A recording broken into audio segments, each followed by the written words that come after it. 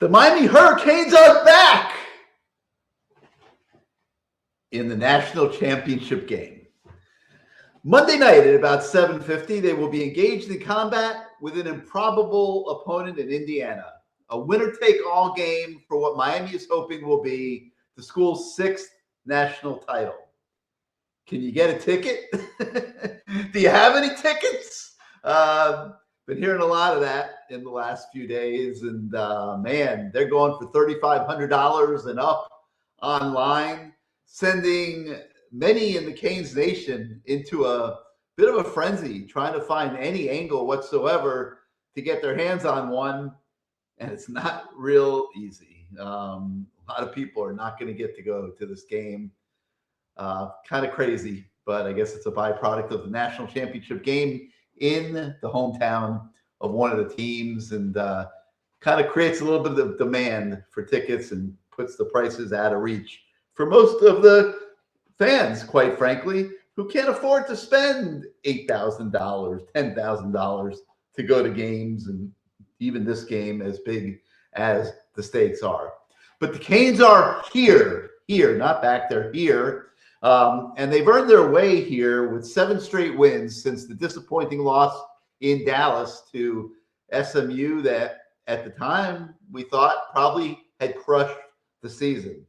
But now the final hurdle involves conquering a hot Indiana team, which just absolutely destroyed Oregon in the semifinals and has thus captivated the nation, and which has anointed them, quite frankly. Miami is an inexplicable to me 8.5-point underdog in this game. I mean, did they not beat Ohio State? Did they not beat Ole Miss?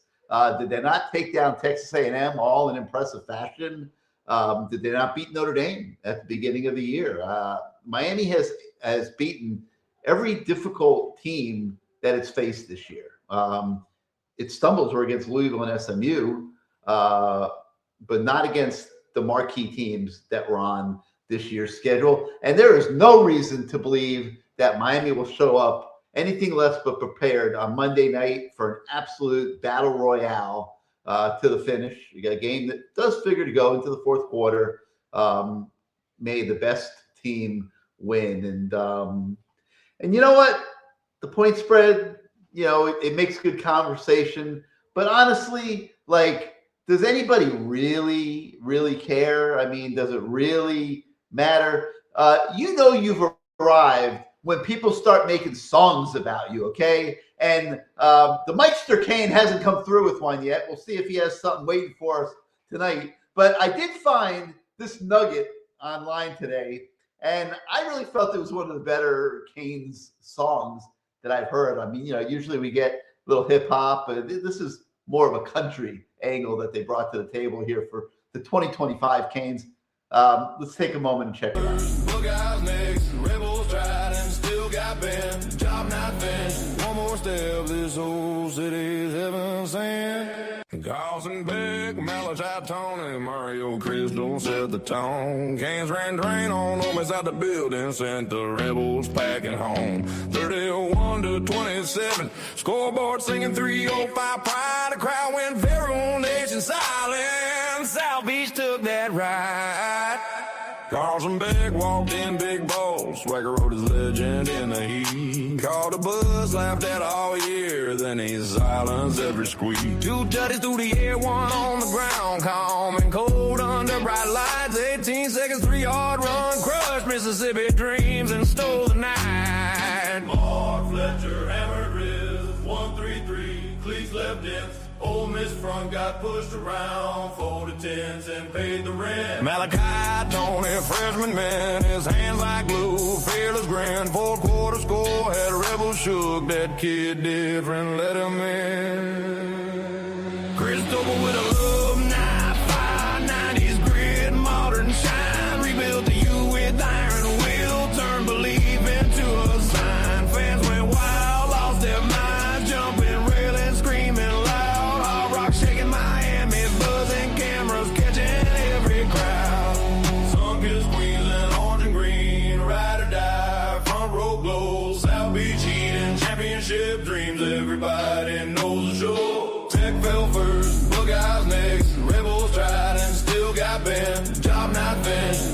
step this old city's heaven sent. All right, I can't tell you the name of the song. I have no idea, but somebody recorded it. Somebody was pretty good, in my opinion. And, hey, it's out there. Maybe we'll eventually figure out who did it. And it's funny, I'm sitting here watching all of our guys in the lobby listening to this song. And, the Meister Kane is sitting there like he's got the beats going and stuff. He's trying to figure out what the hell, somebody beat me to the Canes anthem for the 2025/26 national championship game. And then I got Kane over there saying, what the hell is this I'm listening to? But anyway, at least we got a song to set the stage here for what promises to be a massive night for the Miami Hurricanes on Monday, regardless of whether you got a ticket to go into the stadium or whether you're stuck watching on television. And hello, everybody. I'm Gary Ferman, the publisher of CaneSport.com, and I welcome you once again to the People's Show, CaneSport Live, an edition, a national championship game edition that, quite frankly, over the course of the last 23, 24 years, I'm not sure that we ever felt we were going to have again. We've gone through so many rough Tuesday nights, so many rough weeks, so many weeks of therapy and venting and aggravation and everything else. And, now here we are, a chance to win a sixth national title on Monday night. Congratulations to Mario Cristobal. Congratulations to the team. Can't wait to get there on Monday night. As usual, this is your show. It's going to be driven by your participation. Many of our guests tonight have pre-registered with us. You'll probably recognize a lot of the faces. If we have some openings later in the show, we'll open it up to newbies that want to be on the show. As always, our managing editor, Matt Shodell, is going to be joining me in the first hour of the show. And then the voice of the fan, Bruce Warner, will be coming on board in hour number 2. So let's start out by bringing Matt into the studio here. And Matt, you and I have been joking about this for a long time, man. We remember sitting back in the Rose Bowl and the Fiesta Bowl back when Miami last played for the national title, and we were thinking, we were young writers back then, thinking, man, this is going to be great. We had this CaneSport thing rocking now, and man, we're going to be playing in these big games and playing for the national title every single year. And man, who would have thunk it that a yellow flag would go onto the field that day and that the Miami Hurricanes would never be the same again. And, the weird thing about this deal is we're sitting here playing for the national championship on Monday. This team, it's won some nice individual games. It's won some bowl games, where the playoff games they call bowl games and stuff like that. But in essence, it hasn't won anything yet, Matt. There's no conference title that's been won. This is literally winner take all, whether it's a season of euphoria, a national title, or we're sitting here a week from tonight on CaneSport Live. I guess I need to fix the streamer at the top of the show. We're still calling it Good Morning CaneSport here. Or we're sitting here like lamenting another one that got away from the Canes, and we'll be calling it a season of progress for sure. I don't think anybody at this point can say it wasn't a successful season, but this is the difference between winning it all and sitting back and reflecting on a season of progress, in my opinion. Your thoughts?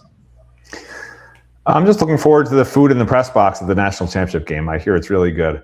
Look, one of us was young when we were at the Rose Bowl and the Fiesta Bowl in 2002, 2003. That's true. That part's half of what you said was true. I ran your song through Shazam. There's an app called Shazam. It identifies the song and who sings it. It says it was sung. I'm going to get a copyright violation now on this song. No, it was sung by a group called Seventh Floor Crew.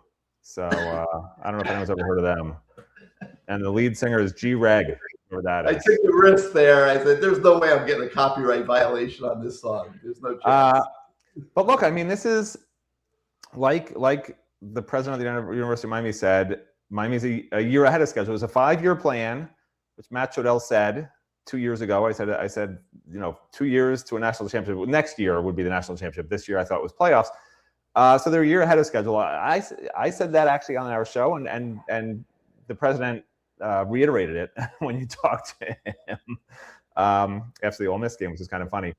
But what Mario Cristobal has done here, as he's taken a beating from fans at times. Some people have found message board posts from a year ago, 2 years ago, and they repost them. They bring them back to life about somebody blasting Mario for a bad decision or saying Carson Beck sucks from earlier in the season. Shannon Dawson has to be fired. And it's kind of funny because we forget the journey. And we forget the 23 years of pain and disappointment. Now it just feels like what you said. Like, it feels like if they lose this game, all of a sudden, what are we, back to square zero? No. Progress isn't even the right word. Like, you use the word progress. It's not a season of progress. Like, I keep trying to tell you, this is the season that showed Miami's back. You just don't want to hear it. You want to keep saying, it's progress. Until they win a national title, they're not back. If they're competing for national titles, if they're in the playoffs every year for the next 5 or 10 years, like, that's what I want to see. You're not going to win every year. They didn't win every year when they were great.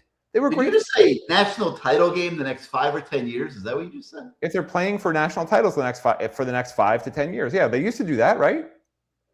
Yeah. Is that what they used to do? They're not playing for this thing every year. Okay. No, not in the game, but if you're in the playoffs, if you're in the mix, if you're late in the season, you're good. Like, no more 9-win seasons, right? You're winning 10 games during the regular season, and from there, whatever happens, happens. Like, that's, to me, being back. I don't know what your definition of being back is, but compared to where we were, I mean, it's light years away. You can't even use the word progress. It's a different dimension. We've gone. If they win the game, they're back. I think if they don't win the game, it's been a season of enormous progress, but they didn't win anything. I totally disagree. Yeah. What totally did they win? We could say, okay, we won the what they called the Fiesta Bowl. I mean, those titles are just titles. They're a bunch of nonsense. What this season proved to me is that this blueprint, this mystical thing, Marcus Well says, that it works, because what we haven't seen for 23 years is a team that got better as the year went on. We bemoaned it constantly. There wasn't development of players. The team got worse as the year went on compared to other teams. They probably just stayed the same, but other teams got better, right? There was just no development, no coaching, no progress.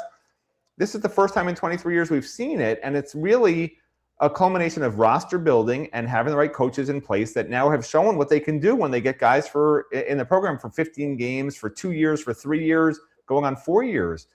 So I don't see it going down. I don't see this. This is not FSU. This is not a one-year portal miracle, although, yeah, the portal helped tremendously. A lot of these guys are coming back next year. The only missing piece is a quarterback, quite honestly, because as you look at this year's roster into next year, I know nobody wants to think about next year yet, but the roster on defense is going to be just as good, except for a couple of guys at defensive end you got to figure out, and they're going for portal guys there to help. But it's going to be, I think, a better defense next year, except for maybe 2 defensive ends. And then on offense, you just need a quarterback. Everything else is there. The running back room is going to be better. The offensive line, I think, is going to be just as good. Maybe not quite as great, but just as good.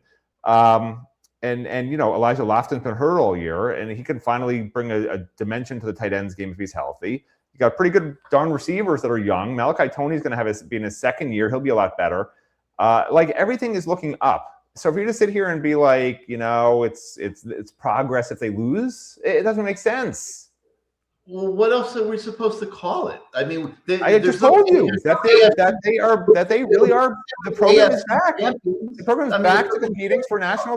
The program is back to competing at a national level year after year. That's what I think they're at. That's where I think they are realistically. That's enormous progress, but we can't say we won the AFC championship. How do you compare it as progress? It's not even progress. We were down here. It's like saying. But they weren't down here last year. They weren't. They were on the cusp of this last year. And now they took the next step this year. Winning this game Monday night is the ultimate step, without question. But they weren't that far below this last year. In fact, last year's team with a little bit better defense would have been right here in a similar situation in the playoff with a chance to get to the end. And let me ask you a question. If you're in a car and the speed limit's 35 miles an hour and you're going 45, you'd say you're speeding, But what if you're going 95? You're still just speeding? Like there's a different level and you're just missing the level, right? They're at 95 miles an hour speeding down and you're just saying they're at 45. That's what I don't know. That's where the disconnect is. No, I'm saying they were at 45 using the same word for 45 miles an hour speeding as 95 miles an hour speeding. No, I'm saying they were at 45 last year, and right now they're at 65. And if they can get to 90, 95 on Monday night, they're going to be the national champions, and the Canes are going to be back. So if they win one game, they're back. If Mendoza throws an interception, if Mendoza throws a pick six and they win by 1 point, they're back because Mendoza threw a bad pass. That makes Miami back. Just to be clear, come out 1 point ahead on Monday night, and the Canes are back. So Indiana's winning by 6 points. They need 1 first down to win with 30 seconds left, and he throws a bad pass that tips off the lineman. It's returned for a touchdown. Now we're back because Mendoza made a mistake. 100%. That doesn't make any sense.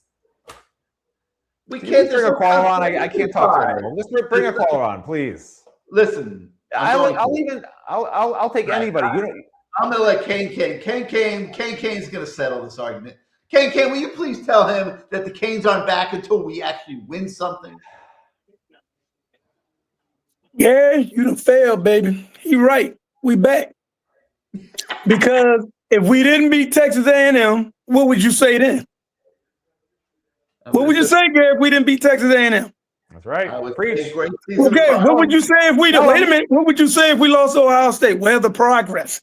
We need to get to the championship. Right. Then Ole Miss. Man, we done beat all of them. If we lose this game, reach across me and slap him in the face, Kane. See if you can do it. I can't. The people I want to smack is the people that got these damn tickets. I'm coming. We season ticket holders, but I bid. We won't nowhere near. It's zero. They sold out. I'm gonna go down and open the side door at 6:45. Okay. And you let me ask y'all this: why they won't play it on the big jumbotron? They will. That's a great point. They're not going to let people into the parking lots to tailgate. You got to have a ticket, apparently. Really? There's not enough spots. I mean, that's what they're saying. I don't know if it's true or not. Well, hell, I can walk across the street and tailgate my damn self. I don't need to because my man live right across the street. 305, baby. I'm in there. But we're back. If we win it, I'm happy. If we lose, you'll be upset. But like Matt said, where's your level? You got to have a level, Gary. We back. And like he said, if it's consistent, our ship ain't going down. We're going to get better. And another thing, I don't believe in this $5 and $6 million for no damn quarterback. I don't think Cam should have got 3. Love him to death. I don't think Cousins should have got 4. Love him to death. This shit out of control. Is it out of control, y'all?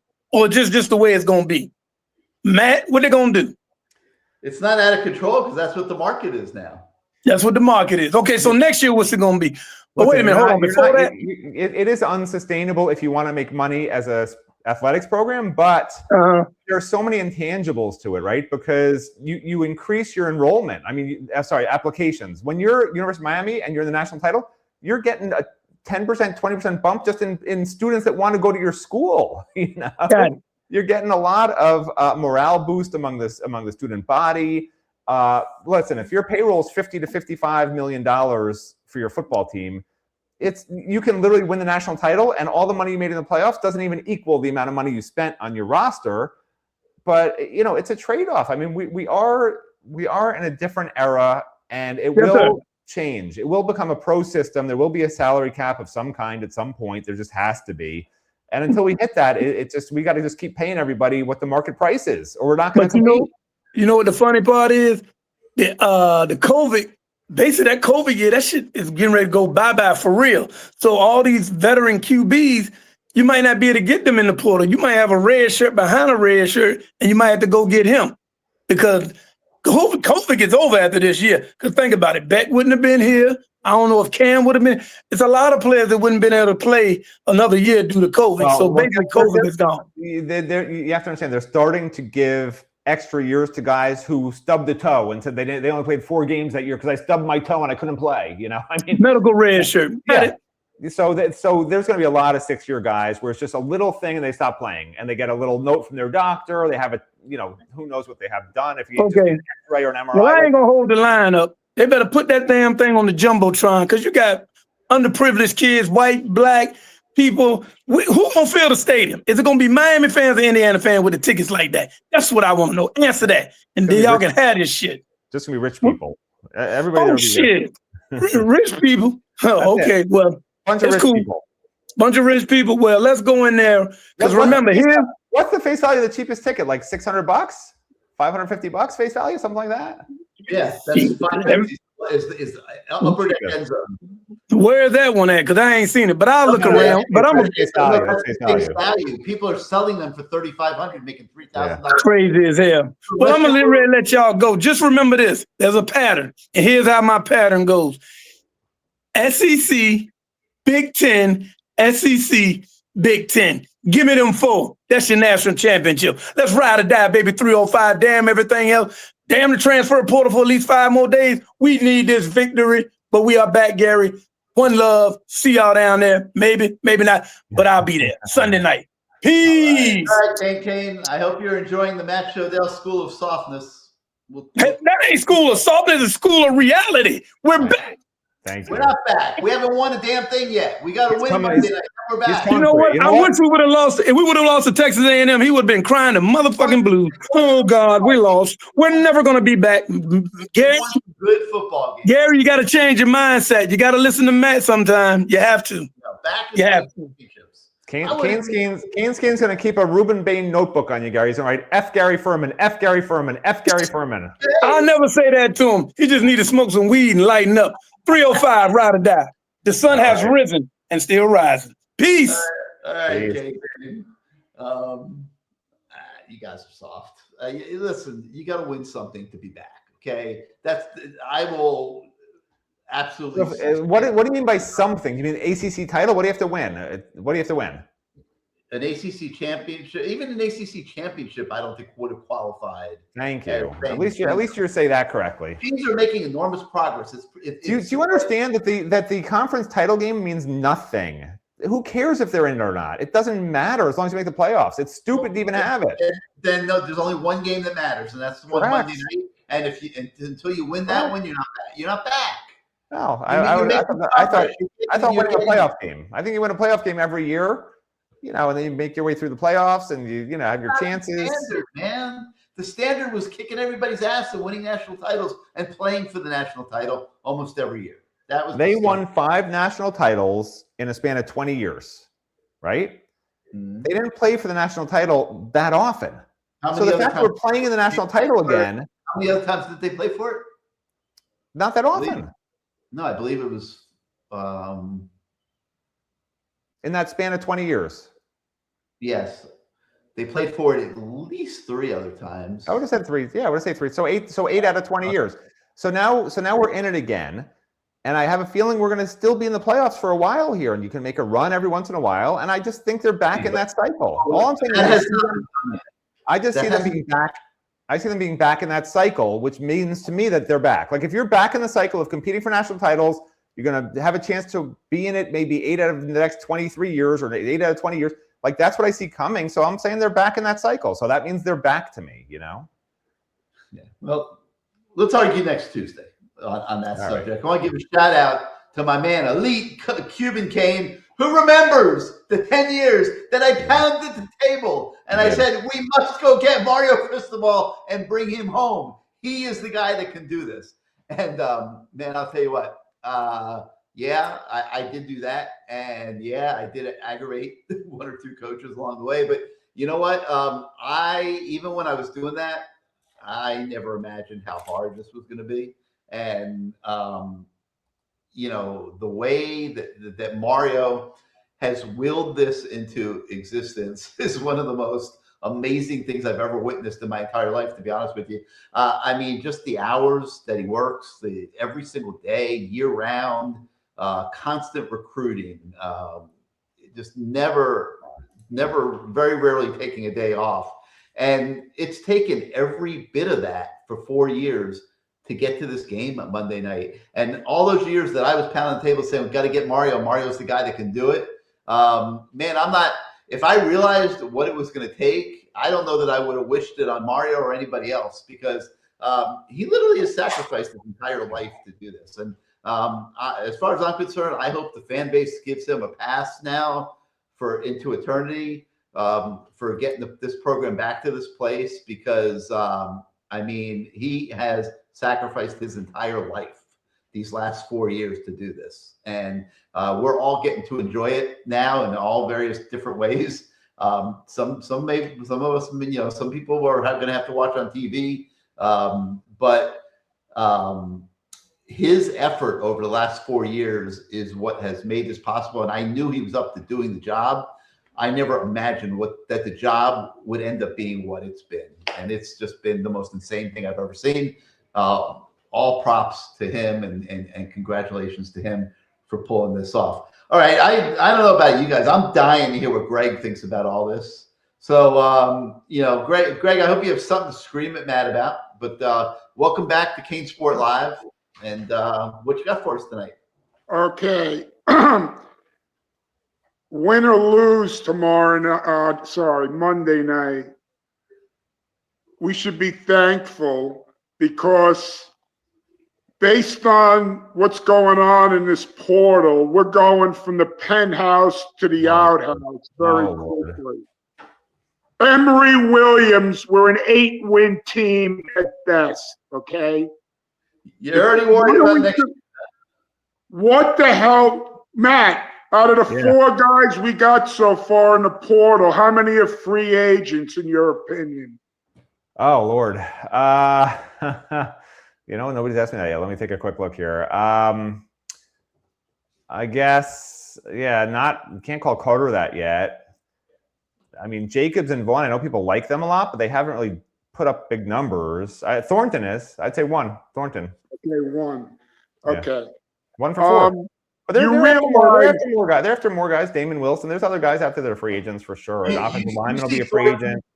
You're looking at Thornton and you're seeing like a Keontae Scott, Jacoby Thomas level player. I don't want to compare him to Keontae Scott. I wouldn't do that to anybody. But I see a playmaker. You know, he's always around the ball. He's a very athletic. I think he had 90 tackles. Yeah, he's good. He's really good. If he's a free agent, he's what you would call a free agent. He's a free agent. Yeah, to me, he's a free agent's a high producing player at a high level program. I mean, ACC program, he's a high level producer. So yeah, he's a free agent. Yeah, I see a portal effort that's having a hard time getting off the ground, Greg. You know, I mean, they're playing for the national title. It's very, very hard to be recruiting at an elite level. So is Indiana. They're bringing in guys left and right. They're playing for the national title, aren't they? Let me explain something, Greg. I don't know if you know this or not. I'm sure you do, but the NCAA is punishing the championship teams this year because there's no second portal window, right? Right. And the portal closes for every other team except Miami and Indiana players. It closes January 18th. So Miami enrolls in classes January 21st. I'm sorry, they already enrolled. That's the last day to add a class. Anybody not at Miami in class January 21st as a transfer, as a UM student, whatever it is, they cannot participate in spring football. So anybody in the transfer portal that wants to play, they all want to be in there for spring practice wherever they go. If they are not at Miami in class by January 21st, they're not coming to Miami, okay? Why is that a problem? Why is this punishing Miami and Indiana? Because neither of these schools knows yet for sure who's leaving after the championship game. They think they know, but these guys have 5 days after the championship game for other teams to come and tamper with them, just like everyone else does in the world. An agent calls the guy the day after the championship game. Hey, don't want to bother you during the championship. If you go in the portal, I got a team that's going to pay you $1 million, whoever it is. They could have a mass exodus, either of these programs, and can't replace them because all the top portal guys have already enrolled in other schools, already signed contracts with other schools. This is a disaster for Miami and Indiana, potentially. So, Miami's already worked and signed contracts with a lot of guys, but they also haven't yet with a lot of guys. And I'm not going to go through the names, but they haven't. Some guys just haven't signed for next year. And so Miami has to just sort of hope or guess, want and need. I don't know how you put it, because once January 21st hits, there's 0 additional players coming on this roster for the entire year. They don't let seniors who are graduates come in the portal anymore. You can't transfer as a graduate student anymore. So there's nobody else you can add except leftovers in the portal that couldn't find a home for spring practice. That's all that's left come post-spring for the regular season. Hold on a second. Why can't they enroll in the summer? They changed the rules. because they changed the rules. Yeah, So they used to let. Agrees with you, by the way. They used to let graduate students transfer No, whenever they not wanted. graduate, any player. They closed the As second long as portal you're in the window. portal by whatever date, you can enroll in the summer, can't you? Correct. Yes, but everybody who's of any quality in the portal wants to be at their school by spring practice. The portal closes January 18th, so anybody can choose a school before they enroll in spring, right? You choose the school, you enroll, and you play in spring practice. So you can start. You get a head start on the system, head start on the depth chart, impress the coaches, and you're a starter, right, for the next year. That's why you transfer there.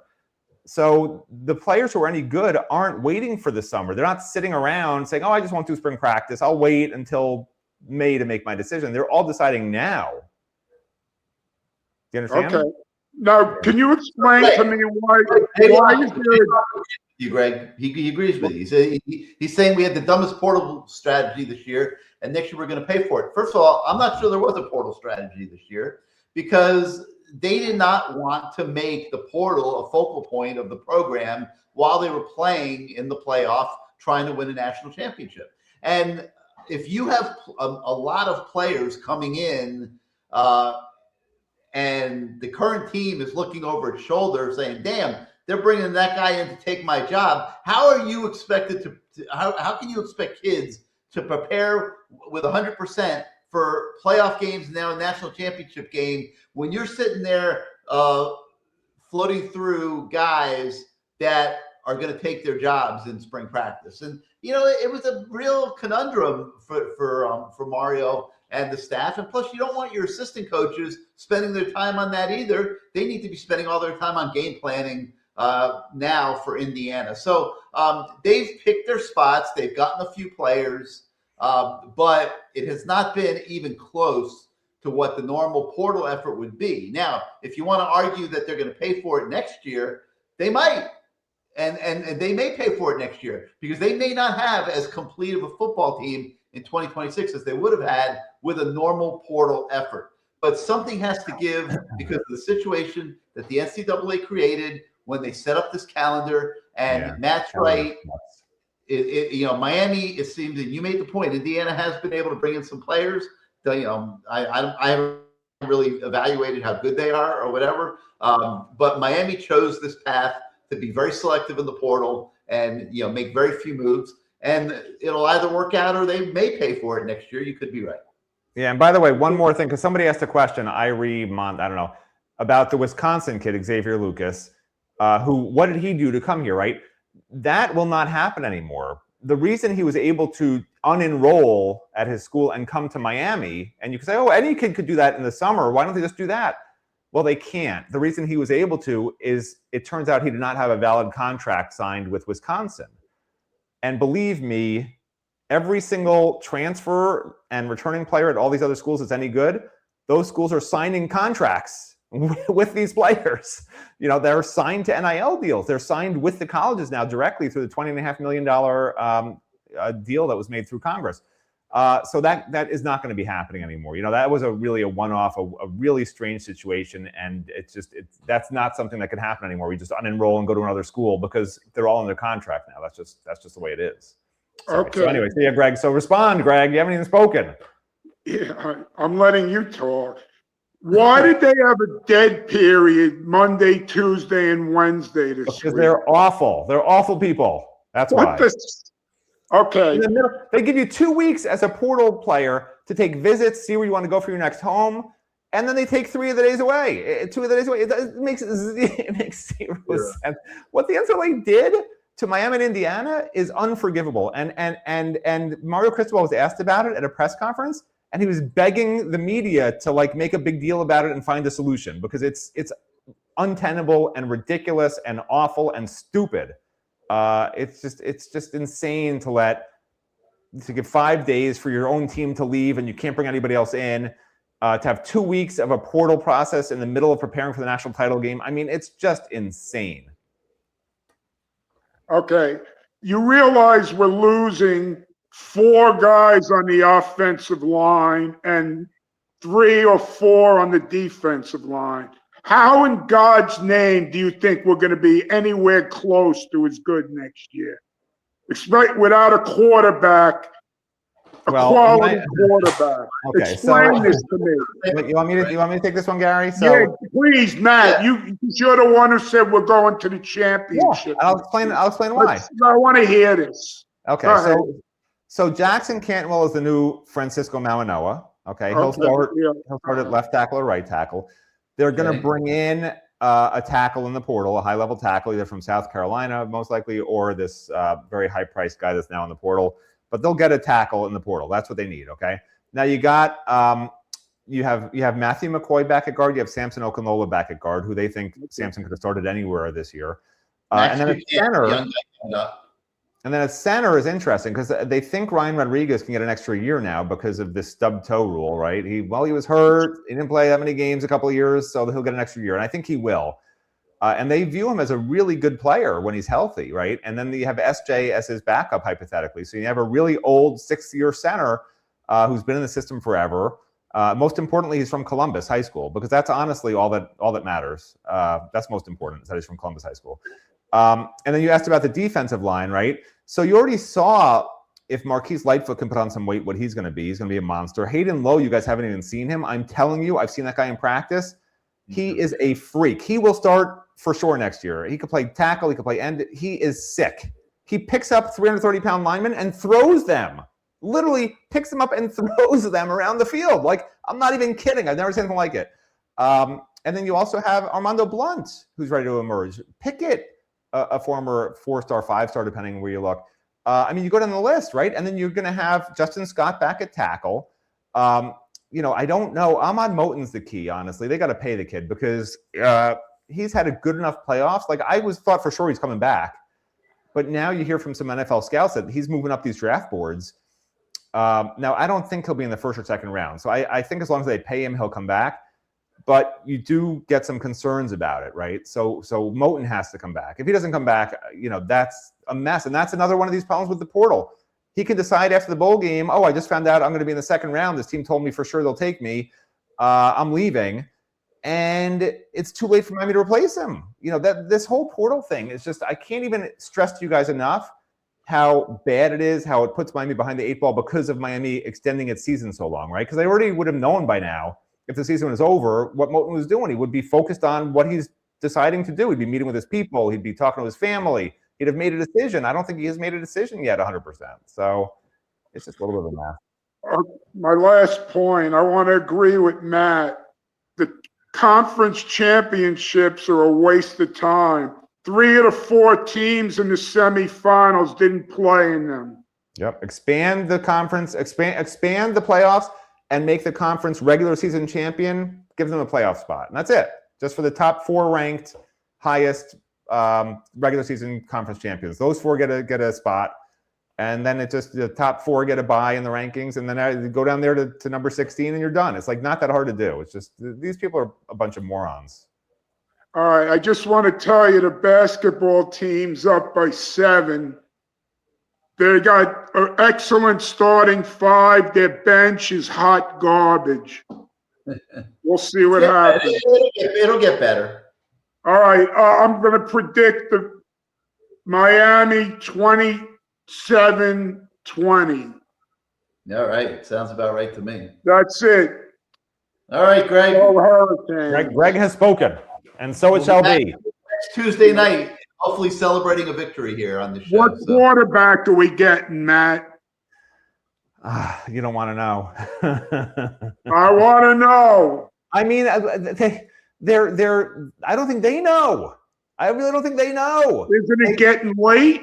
They didn't look. I mean, from what I've heard, they didn't love Levitt. They weren't going to go and pay him more than he deserved. They just didn't love him, right? So they wanted Sorsby, and they didn't get him. And then they were trying to entice Ty Simpson to come back, but that was really a non-starter because if he's going to be a late first rounder, you got to offer him $10 million, and they weren't going to offer him $10 million. I don't know. For him? If they wanted him to come back, they'd have to get $10 million. Yeah, I think they offered 7.5. You got to offer 10 because that's what he's going to make. He's going to make his contract, if he's a late first rounder, is going to be worth $16 to $20 million over 4 years. And so are we going to be spending it on other players if we're not paying $10 million to a quarterback? It's not an issue, okay? They're making $25-30 million here. They're at this point they're gonna have to find somebody that's gonna come in and compete, not that's gonna come in and definitely be the starter, if that makes sense. You know, there's just nobody left out there that I see. Where How about Lagway? he'd come in and have to compete. He's not going to start. You know, they're not going to say, okay, Lagway's our starter. If he wants to come here and they want him, then they'll just have to. It'll be an open competition. Like whoever they bring in, it will be an open competition because there's nobody left where they're the head and shoulders above Emery, you know, or Luke. So, you know. All right, I'll let you guys go. Thank you for taking the call. All right, Greg. The Canes fan is lamenting not buying national championship game tickets in advance. Who would have ever, like, you're not sitting there back when they went on sale, and I'm not even sure what the on sale date was. You're not sitting there saying the Canes are going to be in the national title game, and the tickets are going to be selling for $3,500 and up. And you know, listen, I would give yourself a little forgiveness on that. All right, the Meister Kane, he's got the fever. Yeah, I've been watching him sitting here rehearsing ever since I heard that song at the top of the show. So I can't wait to see. Now, you got a tough act to follow, Meister, with that. Hey, listen, I got a Kid Rock version of this song here. Okay. Uh-oh. Yeah, so it should sound pretty good. All right, It's man. called- One, two, three. Hard Let's Rocks hear are it. Knocking. Did you hear me? It's called Hard Rocks Are Rocking. Are you ready? All right. We're Here ready. we go.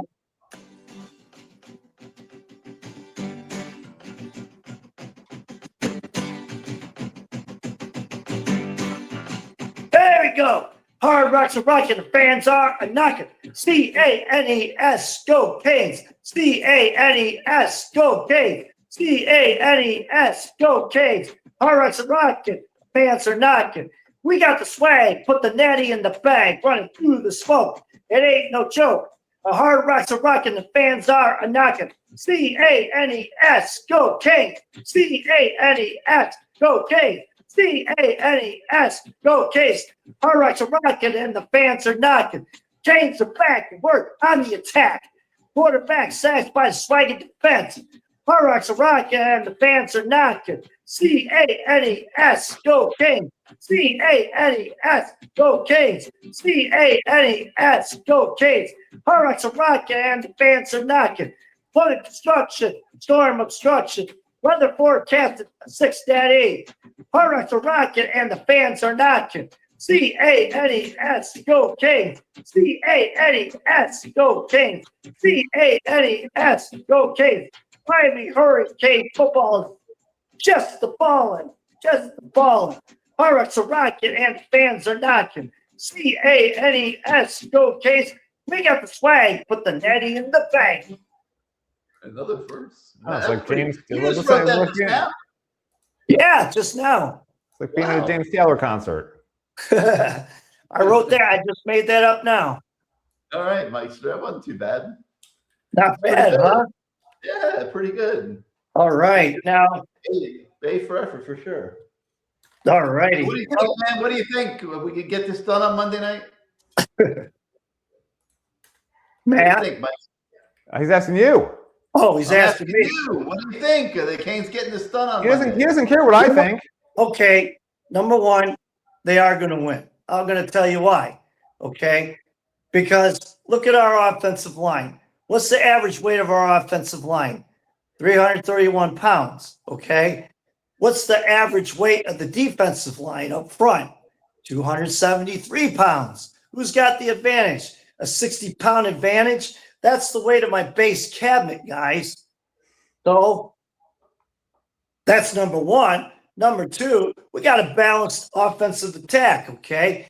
Got a great running game. We can extend plays during the passing on play action, all right?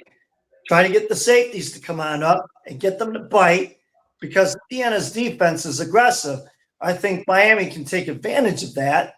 You know, if Shannon Dawson dials up some good action here. Now, the average opponents that Indiana has played, 85th. Okay, that's another thing too. So I think there's some weaknesses in that defense that Miami can exploit. And if they can do it, they can pull it off. They also have poor eye discipline in the secondary. I've noticed that on the film as well. I think a lot of misdirections and getting the safeties to bite, like that very first play. If he did a hitch and go, that could have been a score right there. Okay. If he pump faked and then threw it down, threw it up the sideline, I think he could have been able to score on that one. The other thing, too, is you want to dominate the time of possession and keep dangerous Mendoza offense off the field for as long as possible because, A, that'll give the defense time to rest and they'll be fresh, and B, it'll keep Mendoza off the field. So that's why I think they're going to win this game. And I think that's why they're going to bring the 6th national title home. All right, Mike. So Right where it belongs. If they win, are we getting a new song next week? Hey, I'll work on it. I'll see what I can do. I'll pull a rabbit out of the hat. All right. All right. Sounds good, man. Thank you as always for being part of the show. Thanks for the music. All right, you bet. Take care. See you next Tuesday. See ya. Man, I'm like looking at some of these comments tonight, Matt, and people are like a little bit ornery about the portal. I mean, I don't disagree that this has not been a typical Miami portal haul by any stretch of the imagination to this point. But I mean, you have to understand the human element of this and why, they're treading so carefully and why they would not want the portal to be the main focal point right now as they're getting ready to play for the national title. And yeah, I know Indiana signed some guys, and yeah, obviously it can be done, but you have to respect the approach that Mario has taken here. And if guys want to come to Miami that are in the portal, their agents will have made contact with the back office at Miami, and there will still be time for them to come visit and make a decision. So we'll see. Yeah, I mean, look, is it a little disappointing for fans who are used to seeing Miami take 20 transfer portal guys? Yeah, but I've been saying for a long time that at some point Miami has to sort of get out of that massive transfer portal every single year, relying on it every single year. And I think they're at that point. You look at how many guys are coming back that are really good. Maybe they didn't all start, but I mean, I think that they're on the right track roster-wise. And you in particular, Matt, you talk about perpetuating this success year after year after year. To do that next year, you are going to need a quarterback, and even if it's maybe Luke Nickel or Emory Williams can rise to the occasion. We've been hearing a lot of buzz about a potential Emory Williams off to the portal after this game, and we're hearing a lot of Judd Anderson off to the portal too, which would make that Miami quarterback room real thin. And I'm not quite sure how they would handle that, but maybe one of those guys sticks it out and rises to the top and is a good enough quarterback. But if this is not without risk, no argument. All right, Sebastian's holding up some signs over here, so let's go to him. Let's go to a little bit of a wide view here so we can read it. Oh, you got a vertical camera going there, Sebastian. Let's see. Missed you in Dallas. Who'd you miss in Dallas, Sebastian? I missed you, Gary. I was in Dallas, man. I ponied up the coffers and I was there. All you had to do was hit me up. I was there. Oh man, it was me, my wife, and some friends. We chucked it up there, and we had great end zone seats.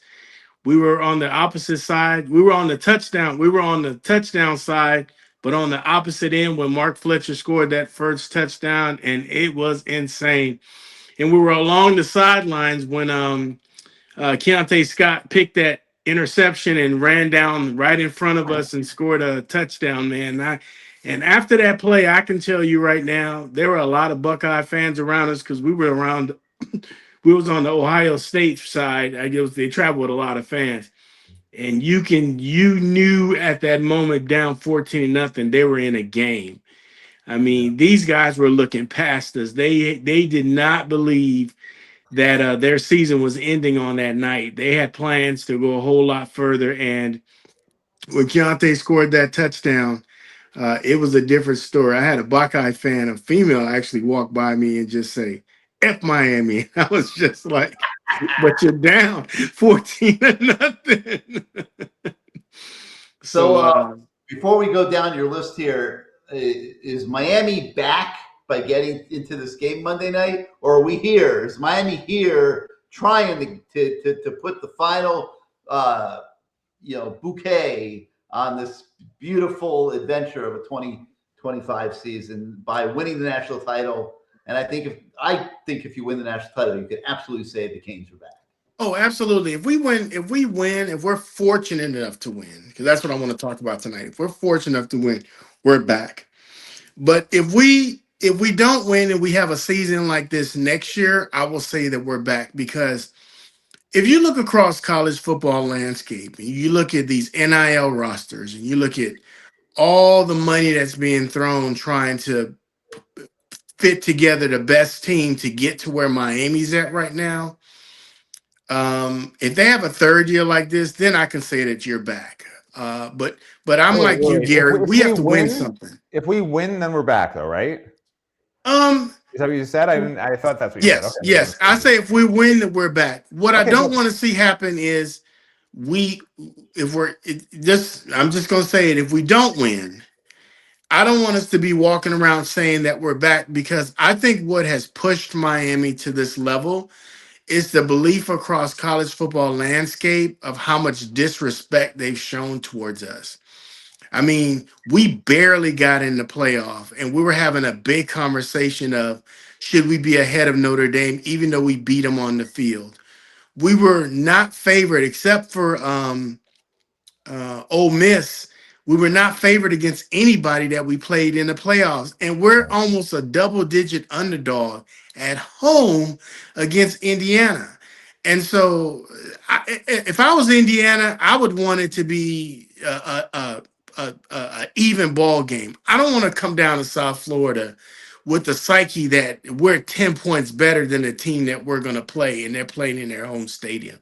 So that's what I think has fueled this Miami team this season.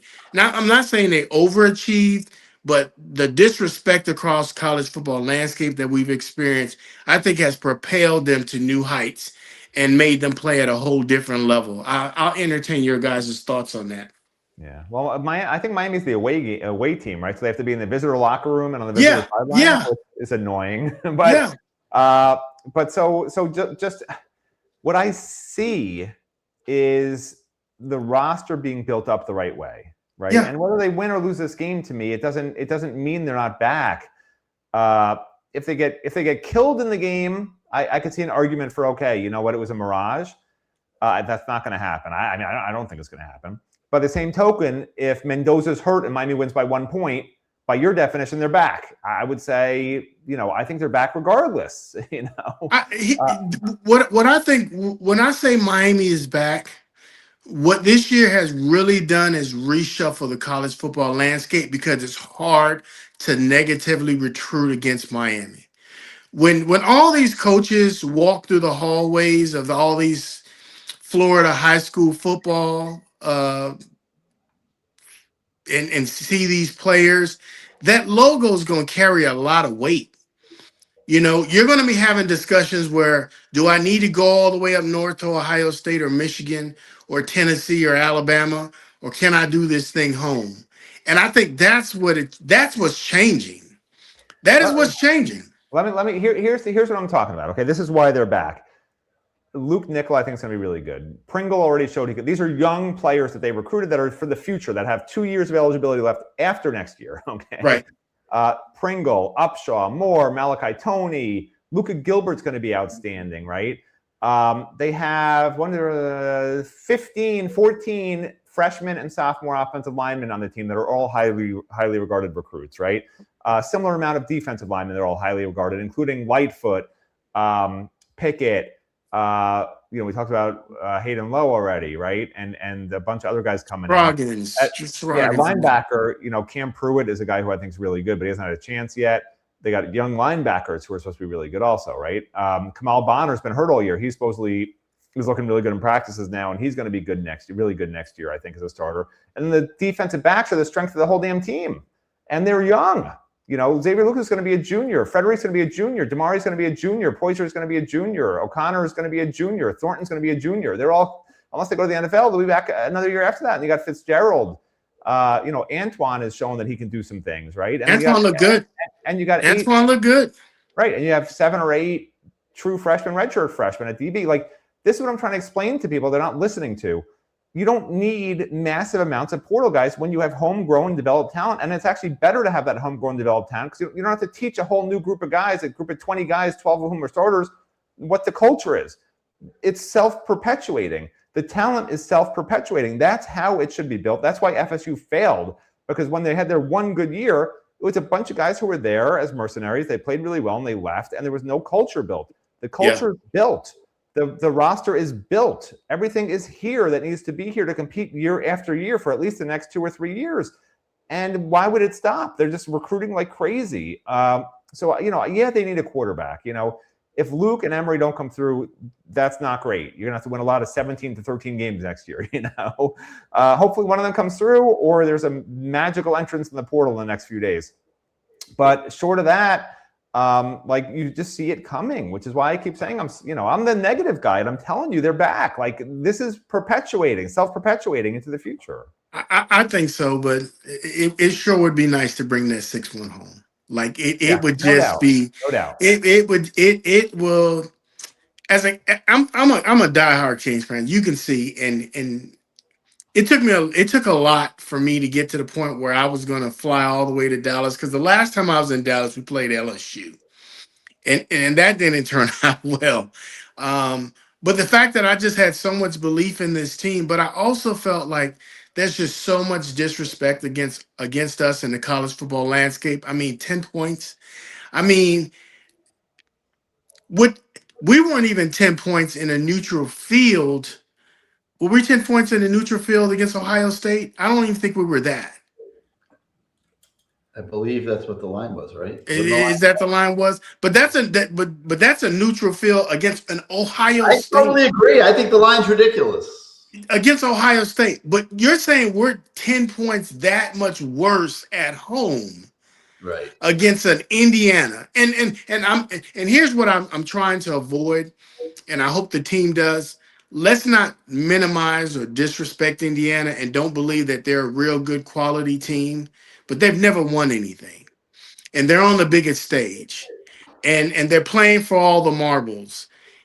And they're playing Miami in Miami. And I mean, for them to come down here poking their chest out thinking we're 10 points better, I don't know. I don't know. I want everybody to pick Indiana. I really do, because Indiana's not as good as people say. I mean, we broke it all down for those that don't. I've heard you. I know you have, but others on here have not, probably, because when you look at Indiana's offense, which is ranked 12th in the country, 10th in the country, whatever it is, in total yards, when you look at them against the 7 top 45 defenses they played this year, right? They played 7 teams that all ranked in the top 45 on defense, in total defense.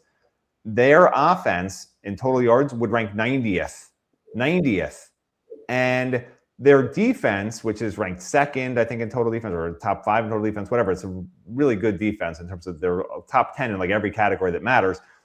That defense, when you look at how many top 45 offenses they have played, top 45 offenses in terms of total yards, out of their 15 games, only 3 teams have had top 45 ranked offenses in total offense. And they've done well against them. They've done well against them. Yeah, and 2 of them were Oregon. But they've done well against them, yes. But the point is, that's not a real big statistical amount of times that you've seen them battle various top offenses, right? They played 2 teams that are good offenses all year. And is it possible that one of those teams maybe struggled in one of the games, or both of the games, or all 3 games? They just, they didn't quite put it all together on those offenses. I mean, it's just 3 games. So Miami's got enough of a diversity on offense, I think, that they could put up a few points. And if the Indiana offense is really ranked 90th against top 45 defenses, well, Miami is a top 45 defense. So are they really going to put up a ton of yards and a ton of points? They shouldn't. So I'm befuddled by the line, which is what disturbs me, because Vegas, they're not dumb, okay? The big money's not dumb.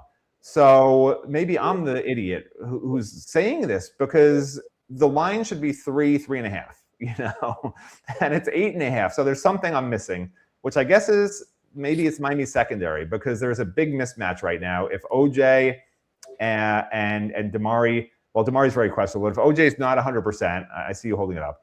But if OJ is not 100%, can't play most of the reps, and you're missing Lucas the first half, and you got O'Connor out there a lot, and you got Antoine out there a lot against these really big physical receivers who love doing the back shoulder catches and are very technically sound, and a quarterback who likes to hit that first read and get it out quick. When he doesn't get it out quick, it takes a long time to throw it. So if they can get him to the second read, great.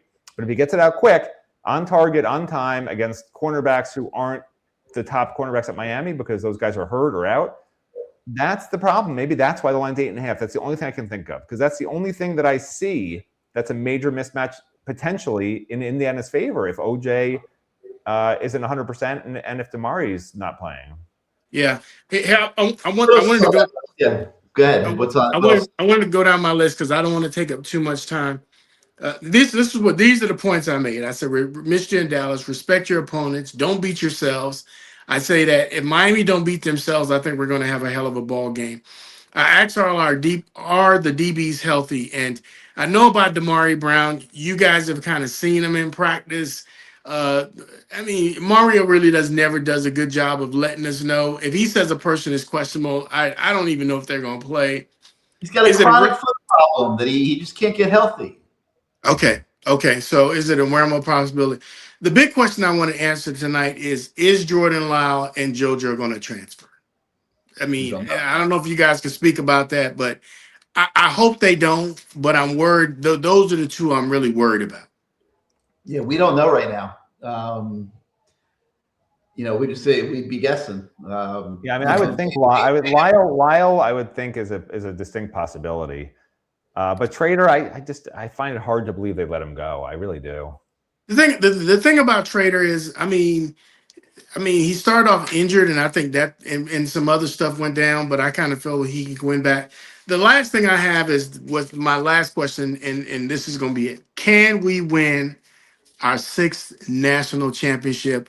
Yes. On Monday? Yes.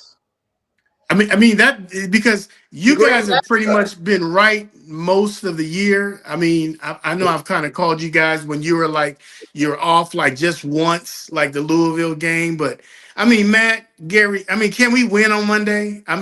Should we even watch it? 100%. This is a great matchup.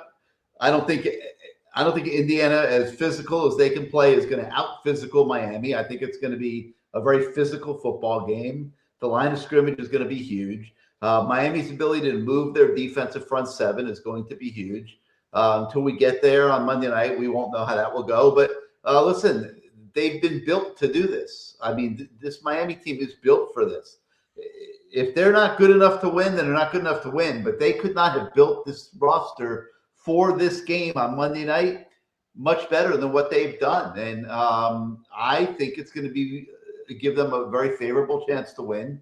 I think the one variable is how many Miami fans are going to be able to make it into the stadium. The tickets are outrageous. I'm glad I went to Dallas. I wouldn't have been able to make it to Miami. I don't know if it's going to be a real home field advantage. Yeah. What I think about is I just don't want us to beat ourselves. I think what's going to turn the game is a turnover or a big special teams play. I really think it's going to come down to that, and whether or not we're going to solidify whether Mendoza is going to be the number 1 overall pick, or he's just going to be a top 5 pick in the NFL draft. I think that's what's on the line.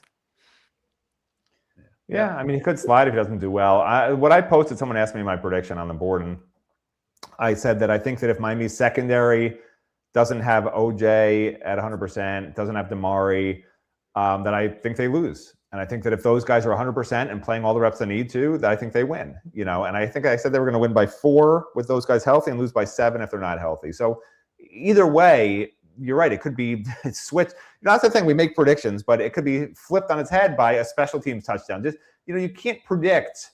It's funny when people ask anybody to make a prediction, because I like to now just do it based on percentages, right? Like, do they have a 30% chance of winning, a 40% chance of winning? Because it's so variable. If you play 100 times, 10 of the time something crazy is going to happen, and it could go either way, you know?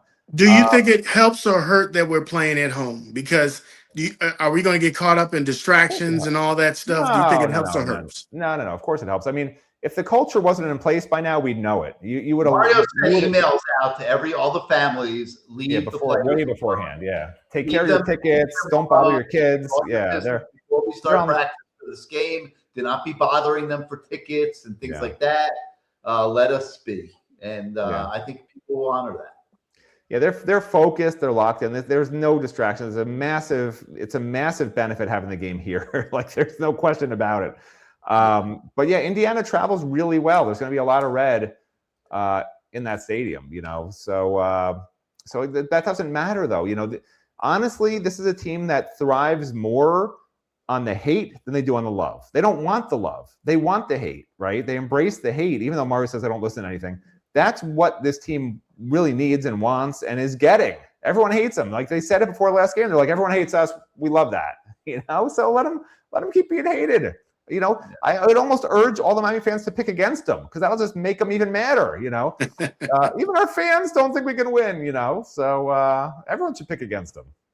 Well, great job, this guy. Is this the last CaneSport Live? We'll have one after the game. Win, there'll be another one next Tuesday. Win or lose, we'll be here. Win or lose, I'm going to be too depressed to come on here if they lose. I'll come on if they win. I'm a front runner. All right, guys. Thanks for a great season. I look forward to seeing y'all next week. Great seeing you. We'll talk to you next Tuesday. Thank you. So let me ask you a question before I let you go. What are the Miami Hurricanes back from, Matt? What are they back from? From? Or why are they back? No, what? What are they back from? They were the trolls under the bridge for 23 years. They were just like giant monsters.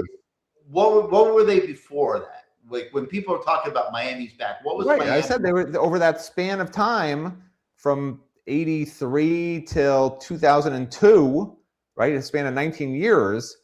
If you look at that span of time outside of, I guess, outside of when they were on probation, like they were competing every year for something meaningful. At the end of the year, even in that horrible system, if that system back then was we'll take the top 12 teams in the playoffs, they would have been in the playoffs every damn year, right? Okay, so how can you be back when this is the first year you're competing for something?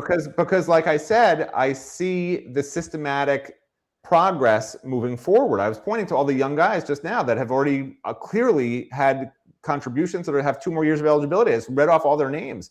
The way they're being built, the culture, everything is back to where it needs to be, to where you're in the playoffs every year, right?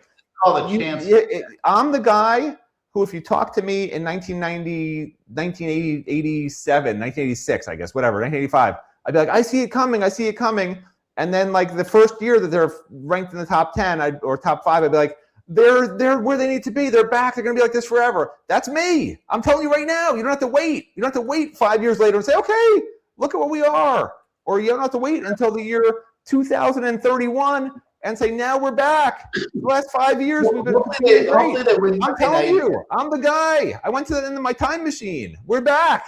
You don't have to worry about it. Win Monday night, this whole argument about back is a moot point. But yeah, one game makes them back. Like, that's insane. The a lot more than one game. It's a lot more than one game goes into being back, and they put all that in. It's there. The roster's built, the culture's built, which is way more important than one game. All right. Well, the Canes are here, and you're out of here. Okay, we're sending you to bed. All right. Goodbye, everybody. Go Canes! National title time.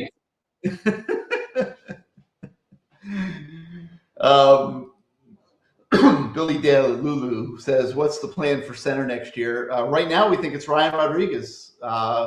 There have been no signs of a portal center at all, and Ian Killings must get Ty Simpson.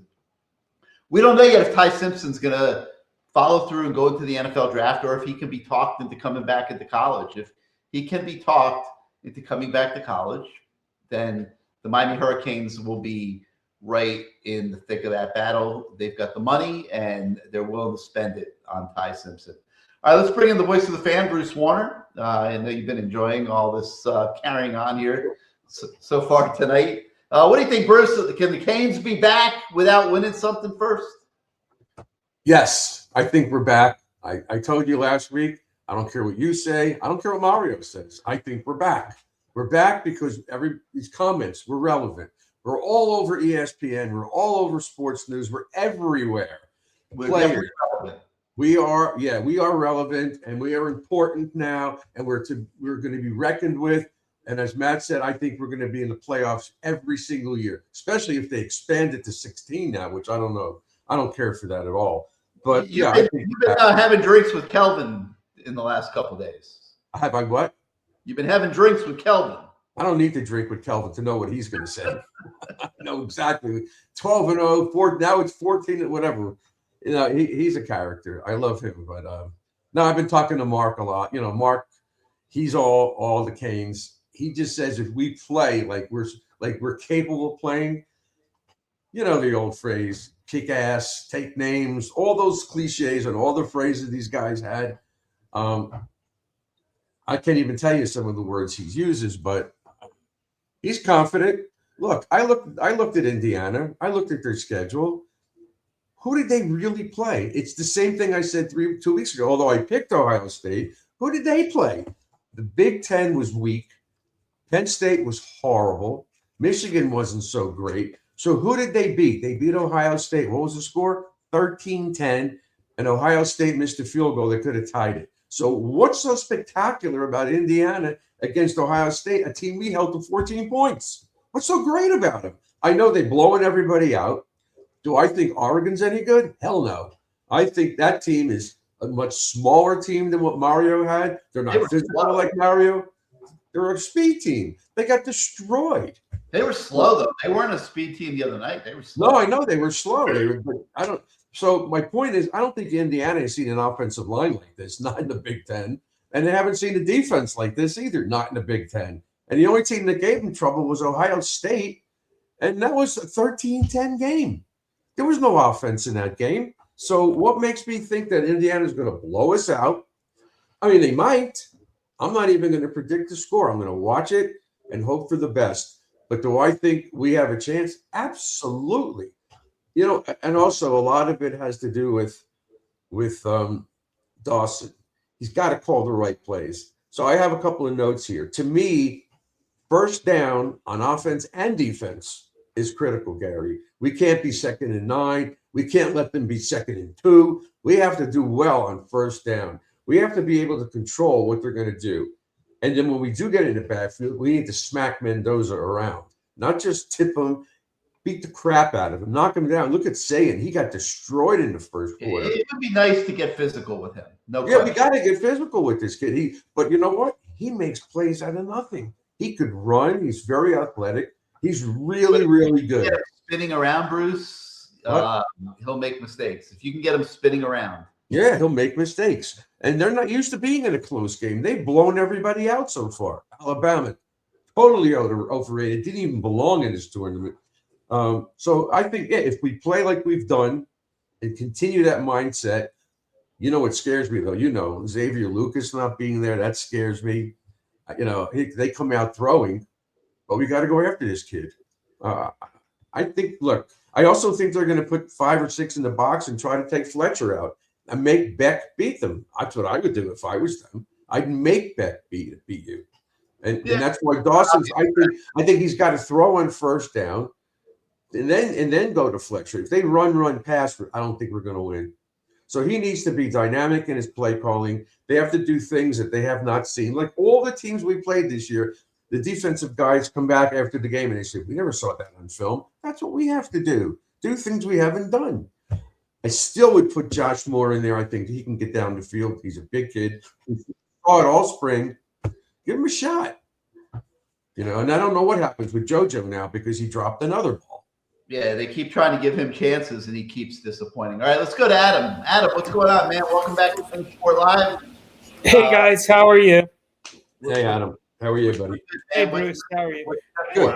I think what you guys aren't mentioning about Indiana is Oregon pretty much gave away the game on what did Dante Moore threw a pick 6. They fumbled once at the 5. They got a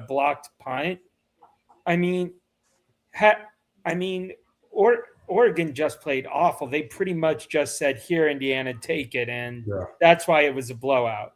Because and even Indiana could definitely be God. Even on the first play of the second half, the Oregon guy went like 60 yards on a like a sweep. Mm-hmm. So I mean, I'm not that impressed by Indiana. Yeah, they're a good team. Are they 8 points better than us? Hell no. And also, they're very well coached. Very well coached. No, I'm not saying that by any stretch of the imagination. Absolutely not. No, Cignetti's a good coach, and I thought he was a good coach when he was at NC State, when he was at Alabama. He's a good coach, and he's from a family of coaches. I mean, his brother is Frank Cignetti Jr. His father was a longtime coach.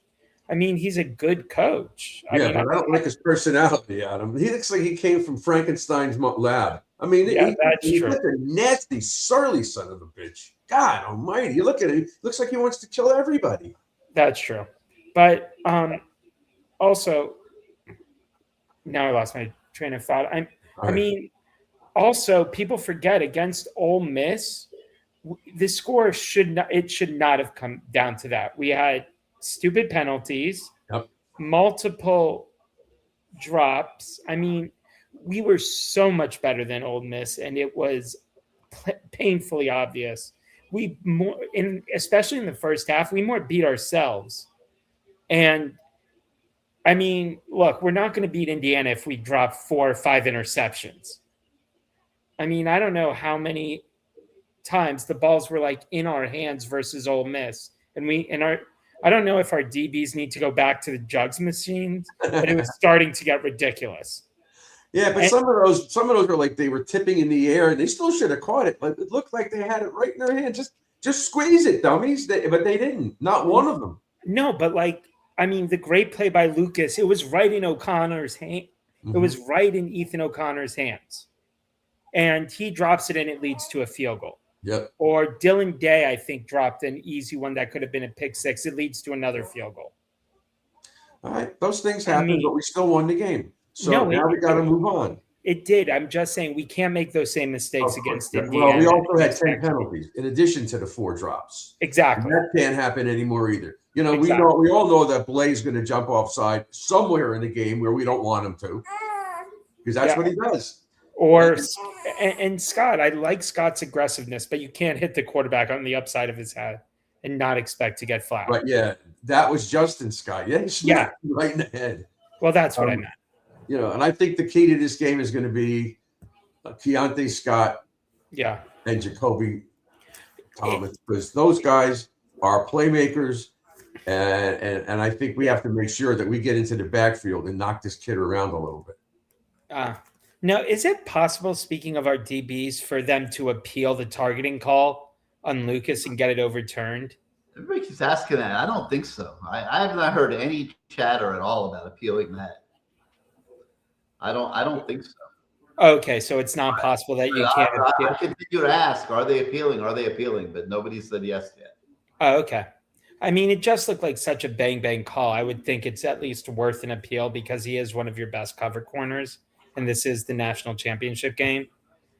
On the quarterback front, real quick, I'm not overly concerned yet because doesn't the portal close on Friday at midnight? We don't know who's going to jump in between now and Friday. There can be somebody coming out of left field we don't even know about. There could be some left fields here in the last few days of this week. I agree. So I'm not too worried. But if it is like a competition between Nickel, even Emery, or maybe even Darian Coleman coming in as a freshman, of the 3, who would you like most to start game 1 in 2026? Him or me? Either one of you. I know what Gary's going to say because I know what I'm going to say. Emery Williams. You think it is Emery? I trust him. I do. Okay. Yeah. So you don't think there's anything to Longstreet coming in, the guy out of Cal, or USC? Yeah, but I heard that Mario could trust. He's a 1-year kid. He's not going to bring that kid in. He's not going to beat out these other guys. Okay. But even for like a development, Luke is very good. He could, but Emery's got a pretty decent head start on him, and we'll see. But Emery's got a tough decision to make. here Yeah. after this game. I mean, does he go to the portal? I imagine his decision will be shaped by what's happened by the end of this week. Okay. Gary, don't you agree that when he started against Clemson 2 years ago and he almost beat Florida State, wouldn't you agree that the talent level on our team is so significantly Massively better now, yeah. Right. And so it doesn't have to have it all on his shoulders. You just got to execute the game plan, right? And that bowl game last year means absolutely nothing. They were Right. not. That means nothing to me. I could care less. All the best players on offense were not in the game. I mean, the whole thing was a disaster. He took a fall. He took one on that he really didn't deserve. But Yeah. But we'll see. Let's just see what happens here. I mean, I think both he and Judd are sitting back right now, waiting to see what happens. I don't believe either one of them has signed yet for next year, and they're just waiting to see what the program does, and if they do bring a transfer quarterback in. If they don't bring a transfer quarterback in, I think he stays and competes. I mean, Emory Williams is looking at going somewhere like East Carolina or someplace like that. If he leaves here, if he has a chance to be the starter here, he might stick it out. Okay. And also, any word, are we in on the guy from Missouri, Damian Wilson and Jordan Seaton, the guys out of Colorado? Is there as far as we know, the answer is yes, but we have no feel for whether they're going to get them at this point. Well, no. And a couple other players. Are we in on like the Desir twins? Because I know they're from Miami. We don't think so. Right. Okay. I mean, just for depth on D tackle. Yeah, right now, we don't think so. Okay. Well, again, go Canes. I do think we're going to win on Monday. I think the line's way too high. I think we win something along the lines of like 27-17 because Indiana does not impress me. I mean, they impress me enough. Good for them. They're 16-0, but it's not like they played two world beaters. I think we by far had the tougher schedule or the tougher path to the championship game than they did. That's true too, but I also think the first quarter is going to make a big difference. Yeah. They've jumped on everybody, and they just can't jump on us. No. We've got to be able to stay with these guys or make them feel the pressure of this game because it is pressure, a lot of pressure. Well, I think if it's like 10-7 at the end of one or 7-3 and we're in the game at the end of one, I really like our chances. Even if we're down by like 7-3 or 10-7, I really like our chances. Right. But this team's been scoring 14, 17 points in 3.5 minutes. So that's exactly. We can't turn it over. Carson Beck's got to be on point, and Fletcher's got to cover the ball. Yeah. And Malachi too, because every time he gets his hands on it, they're trying to strip it. Exactly. And I don't blame them. Yeah. That guy catches everything. I mean, I swear, even on that final drive, even though it wasn't a catch, what an amazing one-hand. Yeah, that was an amazing one. Yep. Yeah. He's amazing. Yeah. He's amazing. All right. Thanks for taking my call, guys. Have a good rest of this show. Yeah, one of these players. Hey, this one Morel guy says that I always pick us to lose. I picked one game, Dizball, one time, Ohio State. I'm always lose. Get your head out of your ass, will you please? Some of these people just drive me crazy with their stupidity. All right, who's up next? Yeah, Bruce. Yeah, well, I just don't like stupidity, and I'm looking at it when I read these comments. I always pick us to lose. All right, let's go to Rocky. Rocky, calm Bruce down for me, will you? Yeah, I don't like stupidity either. What's going on, Bruce? I'm calm. I'm very calm. Y'all brought on Public Enemy number one. I'm applauding you, Gary, man. Thanks for bringing in Public Enemy number one. Who's that? Me? No, that's me. Because Oh, I'm you're sick of Public stupidity Enemy. too. I've been at odds with the fan base for the past 3 weeks. Here's the deal, Gary. You ready? I don't give a flip. I don't give a flip to both of you about this effing portal. We're about to play for a national title for the first time in 23 years. Mario Cristobal has done it his way, built the team from the inside out, has done it with a line of scrimmage, with the front seven on defense, kick butt and rebuilding secondary. We got bruising backs. I don't want to hear about no freaking. I'm trying not to curse on your show, Gary. I don't want to hear about no flipping portal. I'm sick of hearing about it. That's all these fans. Don't blame Gary. Don't blame me. I don't know what's going to happen to us next year. Listen, here's the juice. Trinidad Chambliss, the guy we just played in the semifinal, the national semifinal. What about okay, you too, Cesar. Yeah. Cesar wants to get you the flip out of here, Rock. Get Cesar on the show and we can battle it out. Trinidad I don't know Chambliss. why you're coming to me on this. I'm the one that said, like, I get it. Like, I'm not coming at you, Gary. I'm expressing my frustration with a bunch of fans who all they're worried about is what is Mario doing with the portal when we have to get ready for Texas They're not A&M. worried about that. It's a topic to talk about. Wait. Let me finish the topic. My man Lenore Murray, he's with you. He ain't worried what I'm about saying the is, yeah, there you go, Lenoris. There you go. No, look, we have to get ready for Texas A&M on the road. We have to get ready for Ohio State. We have to get ready for Ole Miss on the road at the Fiesta Bowl, one of the most dynamic QBs in the country. We don't have time to worry about the damn portal. Man, get out of here with this crap.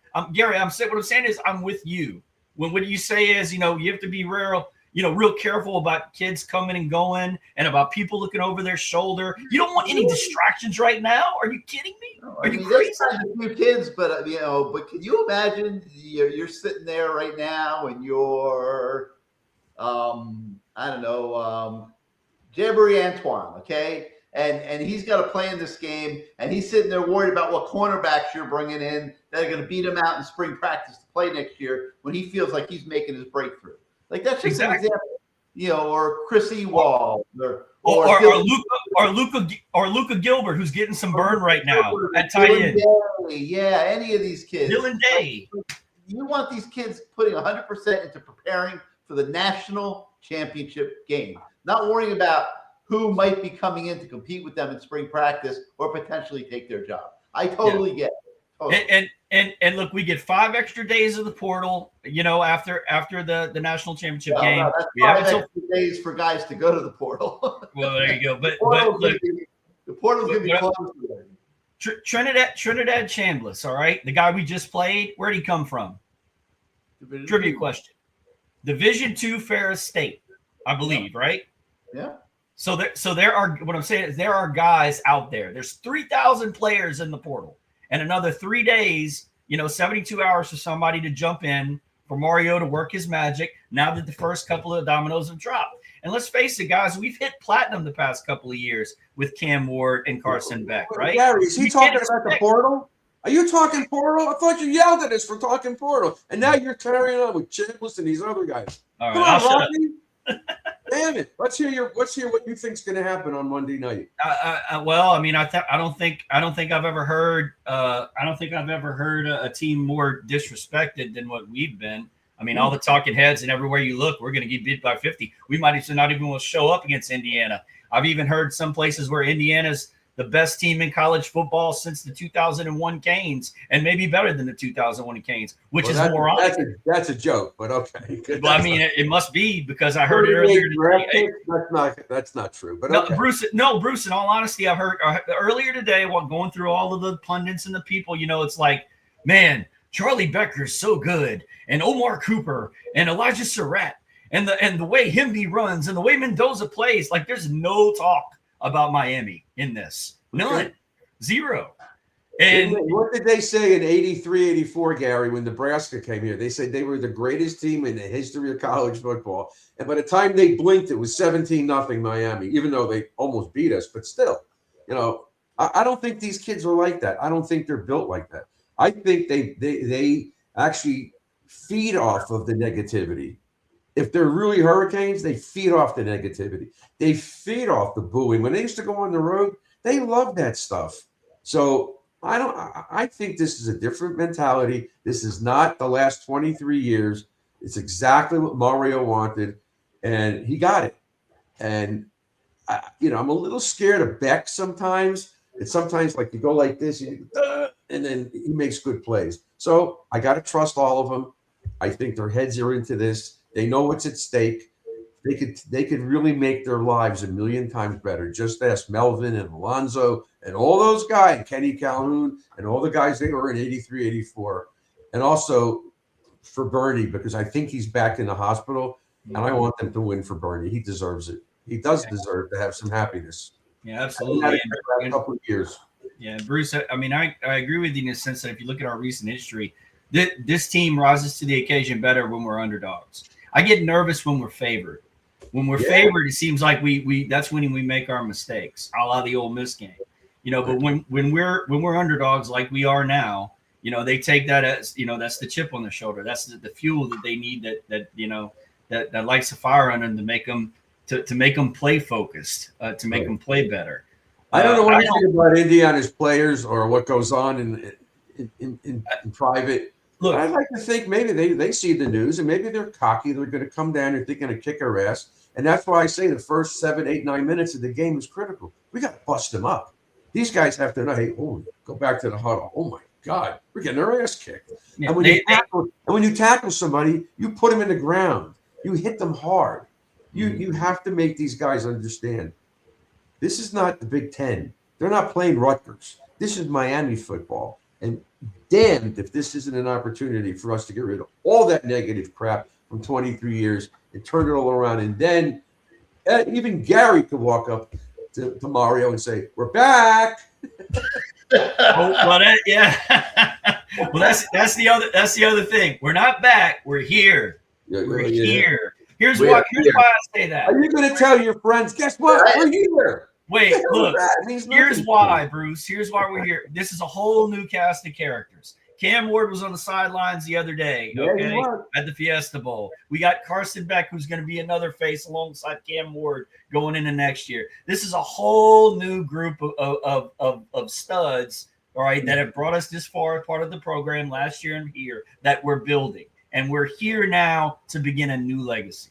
That's what I'm trying to say. And the beauty of it is Mario is embracing all those former superstars and all those Hall of Famers. And I hear that Dwayne Johnson's coming Monday night. I don't know if you can confirm it, Gary, but that's what I hear. So it's another guy.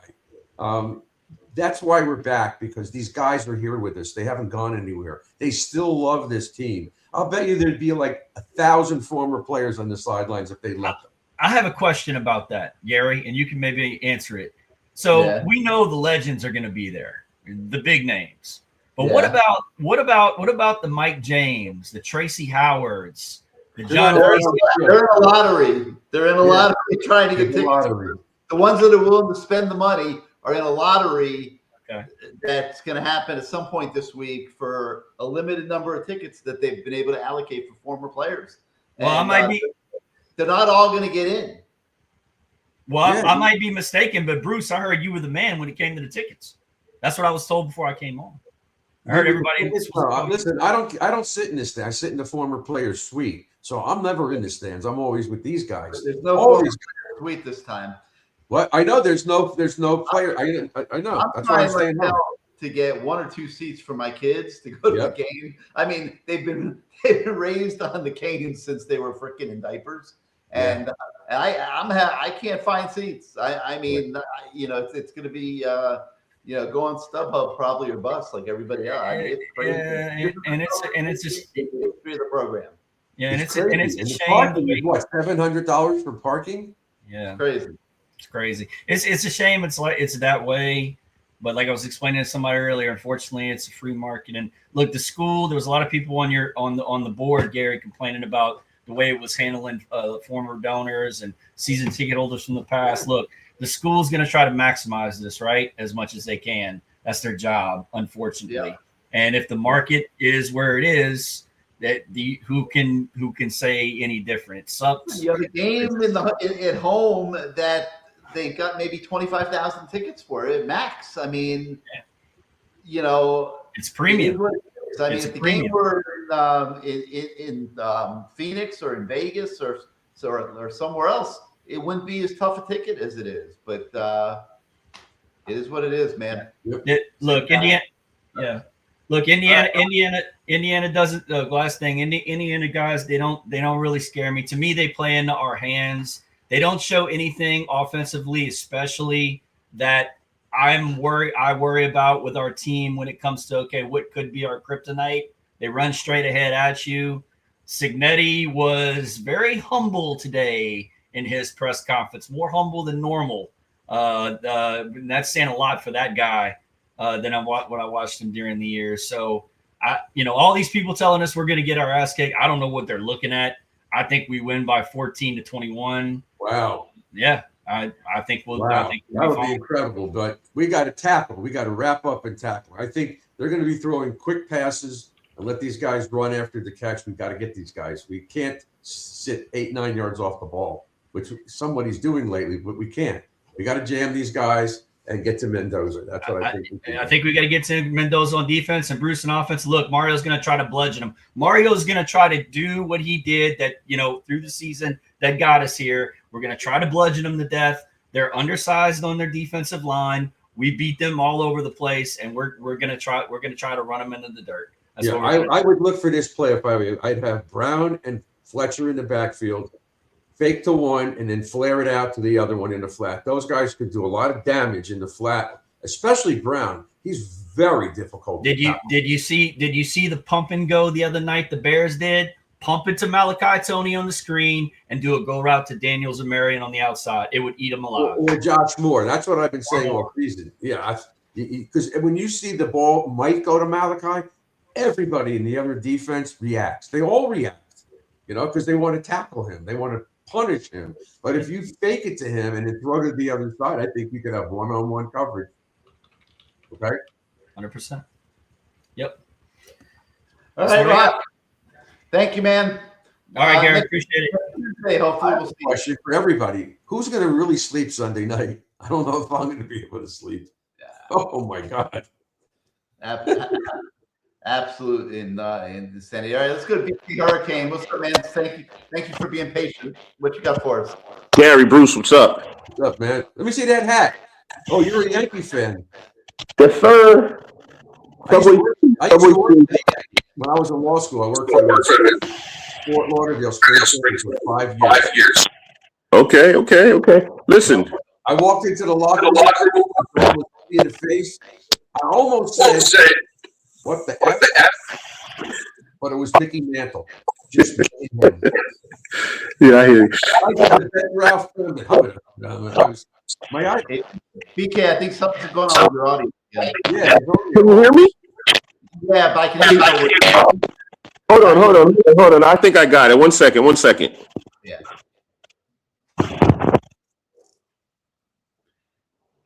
Hey, Jake, don't worry, man. We're going to be coming to you, Jake. I'm just letting you get a little lathered up. Is this better? We do it. Is this better, Gary? I think it is. Yeah. I think so, yeah. All right. Listen, I kind of called this about 4 weeks ago. I said that the two teams with the most experienced quarterbacks are going to be here, and both of them are here. I got Miami by 13. The game won't be close. And if Mark Fletcher doesn't touch that ball 30 times, I'm going to be sick because we're the 23 Michigan Wolverines. We could close out the game just by running the ball on that defensive line. Do we know that yet, BK, or do we need to get there on Monday night and see that? No, we're there. We're that team. Listen. If we don't win this game, it is a monumental failure by these coaches. Monumental failure by these coaches. Say that. How can you say that's that? fair. You're going half-point underdog. The only reason why I'm saying it, I have watched Indiana play. They had a hard time with Iowa. They had a hard time with teams with big offensive lines. Penn State almost beat them. Penn State, horrible. Another team with a big offensive line. Yep. If Miami doesn't run that ball down their throat and they try to get too fancy with Carson Beck, I am going to just scream. Yeah, but it might not be. Lefler's agreeing with you. Marty Brown is really good, BK. He's really good. Find a way to get the ball in Fletcher's hands, Marty Brown's hands, whether it's screen passes, bubble screens, whatever. Yes. And I don't know get in the game. I mean, maybe for a play or two, but that's it. If Mark Fletcher's not the MVP of that game, I'll be shocked. I would literally be shocked. You could run all over this team. Every team with the big offensive line almost beat them. They just didn't have the talent that Miami had. BK, you could end up being right, But my thing would be, let's see what happens. Let's get to Monday night. Let's have this conversation at the end of the first quarter. I'll meet you. Listen, I'm confident. Concession stand. I'll meet you there. Hopefully you'll be in the club area. Spending the money for the club area. What is it, like Listen, I'm confident. I'm going to sleep like a baby Sunday night. Sleep like a baby Sunday night. I will be very surprised if we don't win this game. Okay. Miami by 13. But what happens if we don't? Is there a downside to this for you? Well, the downside to it, the whole season? No, well, it was a salvageable season because we're ahead of the schedule. We weren't expected to be here this far this year. So we're in a sense playing with house money right now. We're playing with house money right now. Totally disagree. I have to disagree with you guys. In the national championship game, there's no such thing as house money. It's house money. It's not house money. That's how confident I am in this team. It's house money. We're going to win this game. It's been 23 years. We're going to win, Gary. Built for this moment. There is no such damn thing as house money. Gary, you said earlier this year, and both Matt said, that making it to the playoffs would be an accomplishment. Matt said that. I didn't say Okay, Matt said this year would be an accomplishment, and I agreed with that. And win the ACC, which didn't happen either. Okay, but not only did we make the playoffs, an accomplishment is not house money. not only did we make the playoffs, right? Just like Matt said, hey, this would be an accomplishment. We beat Texas A&M. Okay. We beat Ohio State. Okay. We beat Ole Miss. Okay. We have nothing to lose at this point. Nothing. We have nothing to lose at this point. But there's a difference between not having anything to lose and house money.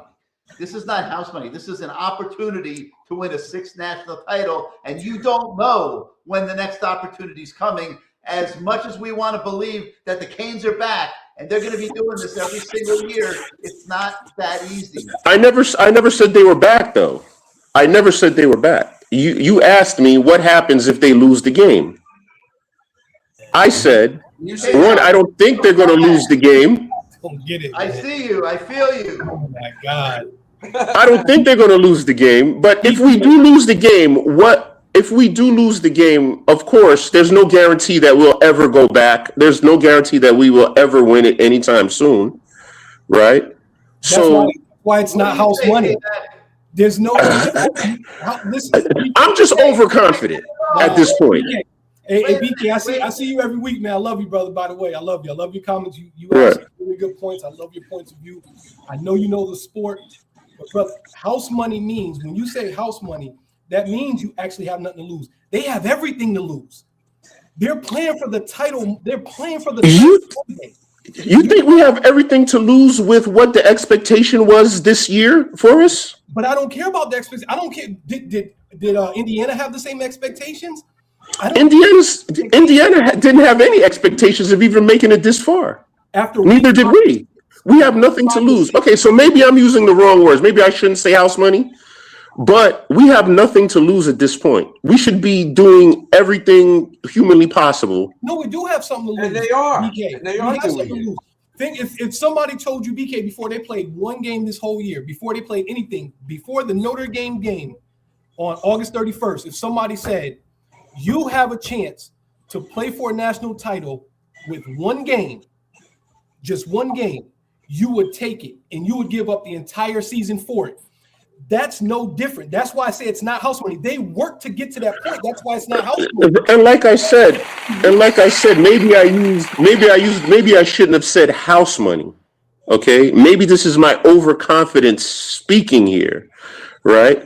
But I think we have nothing to lose at this point. I think that the team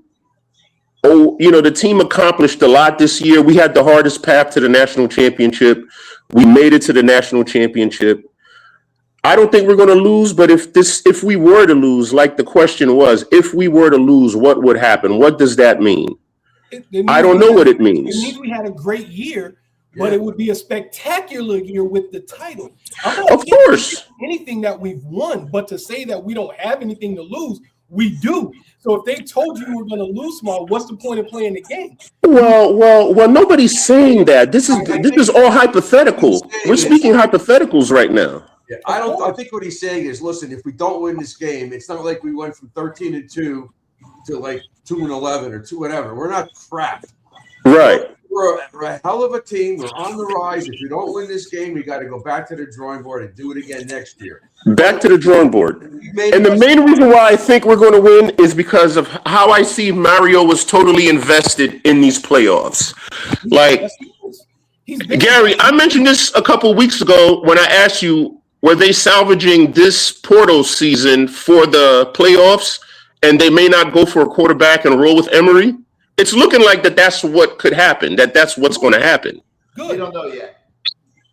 Yeah, I know. Somebody might come out of left field. Ty Simpson might change his mind. But let's just say if Mario invested everything and we don't get the quarterback that we want.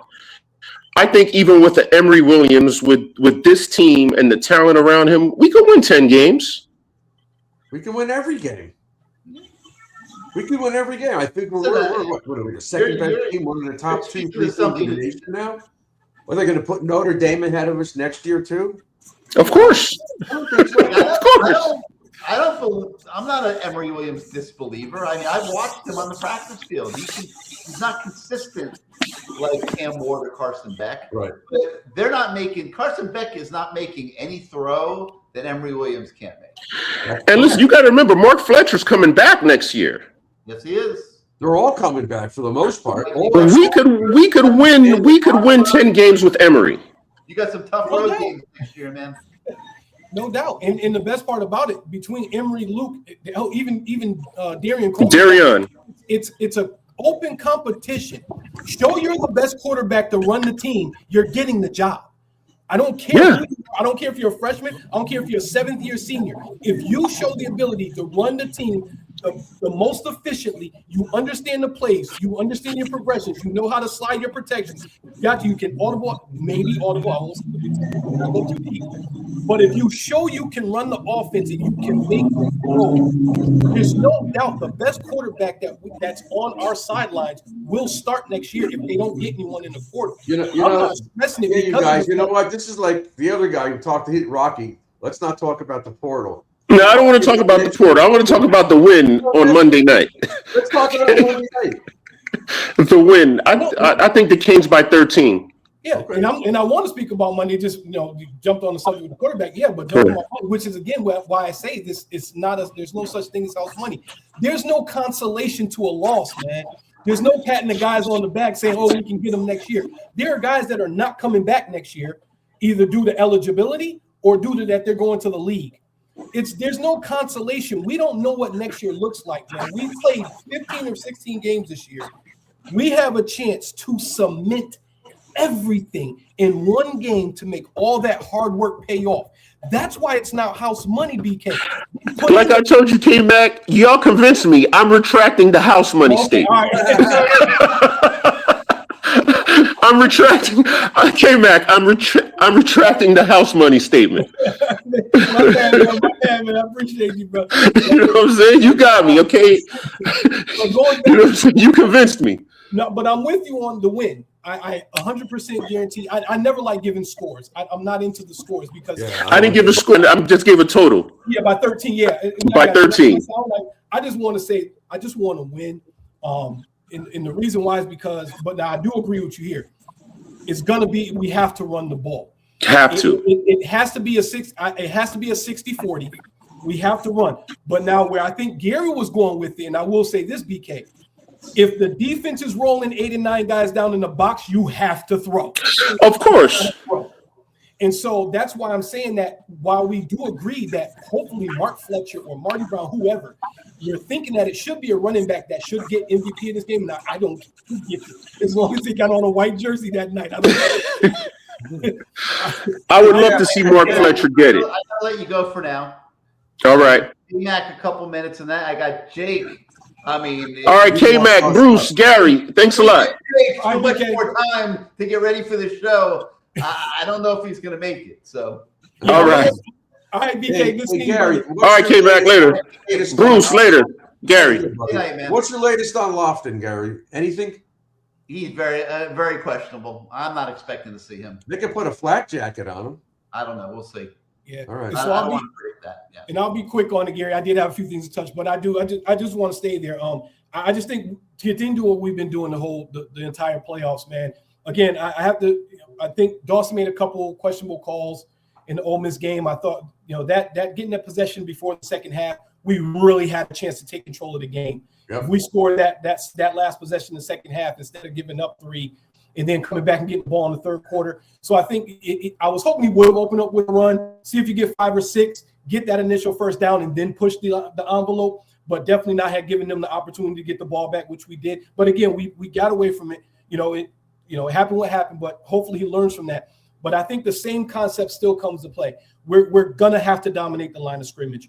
We're going to have to run the ball. We're going to have to control, just like we did with Ole Miss and everybody else. We have controlled the game with our running game, and then timely throws pickled here and there. Carson hasn't made the mistake. Even the interception he had was not his fault. A guy tipped the ball. Great. No, it wasn't his fault. Great play on their behalf, but it was a great response by the defense. Good response by him. He didn't get flustered. He came out. He still played, strong ball. Same thing Monday night, man.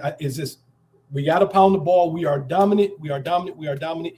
Use our skill set. We're the better team in the trenches. Let's go out there and continue to prove it. And I know we didn't want to do portal talk, but there's one part of it I do want to say because I've been hearing about the Emory stuff all day. I am comfortable with any quarterback that comes in, whether portal or on our bench.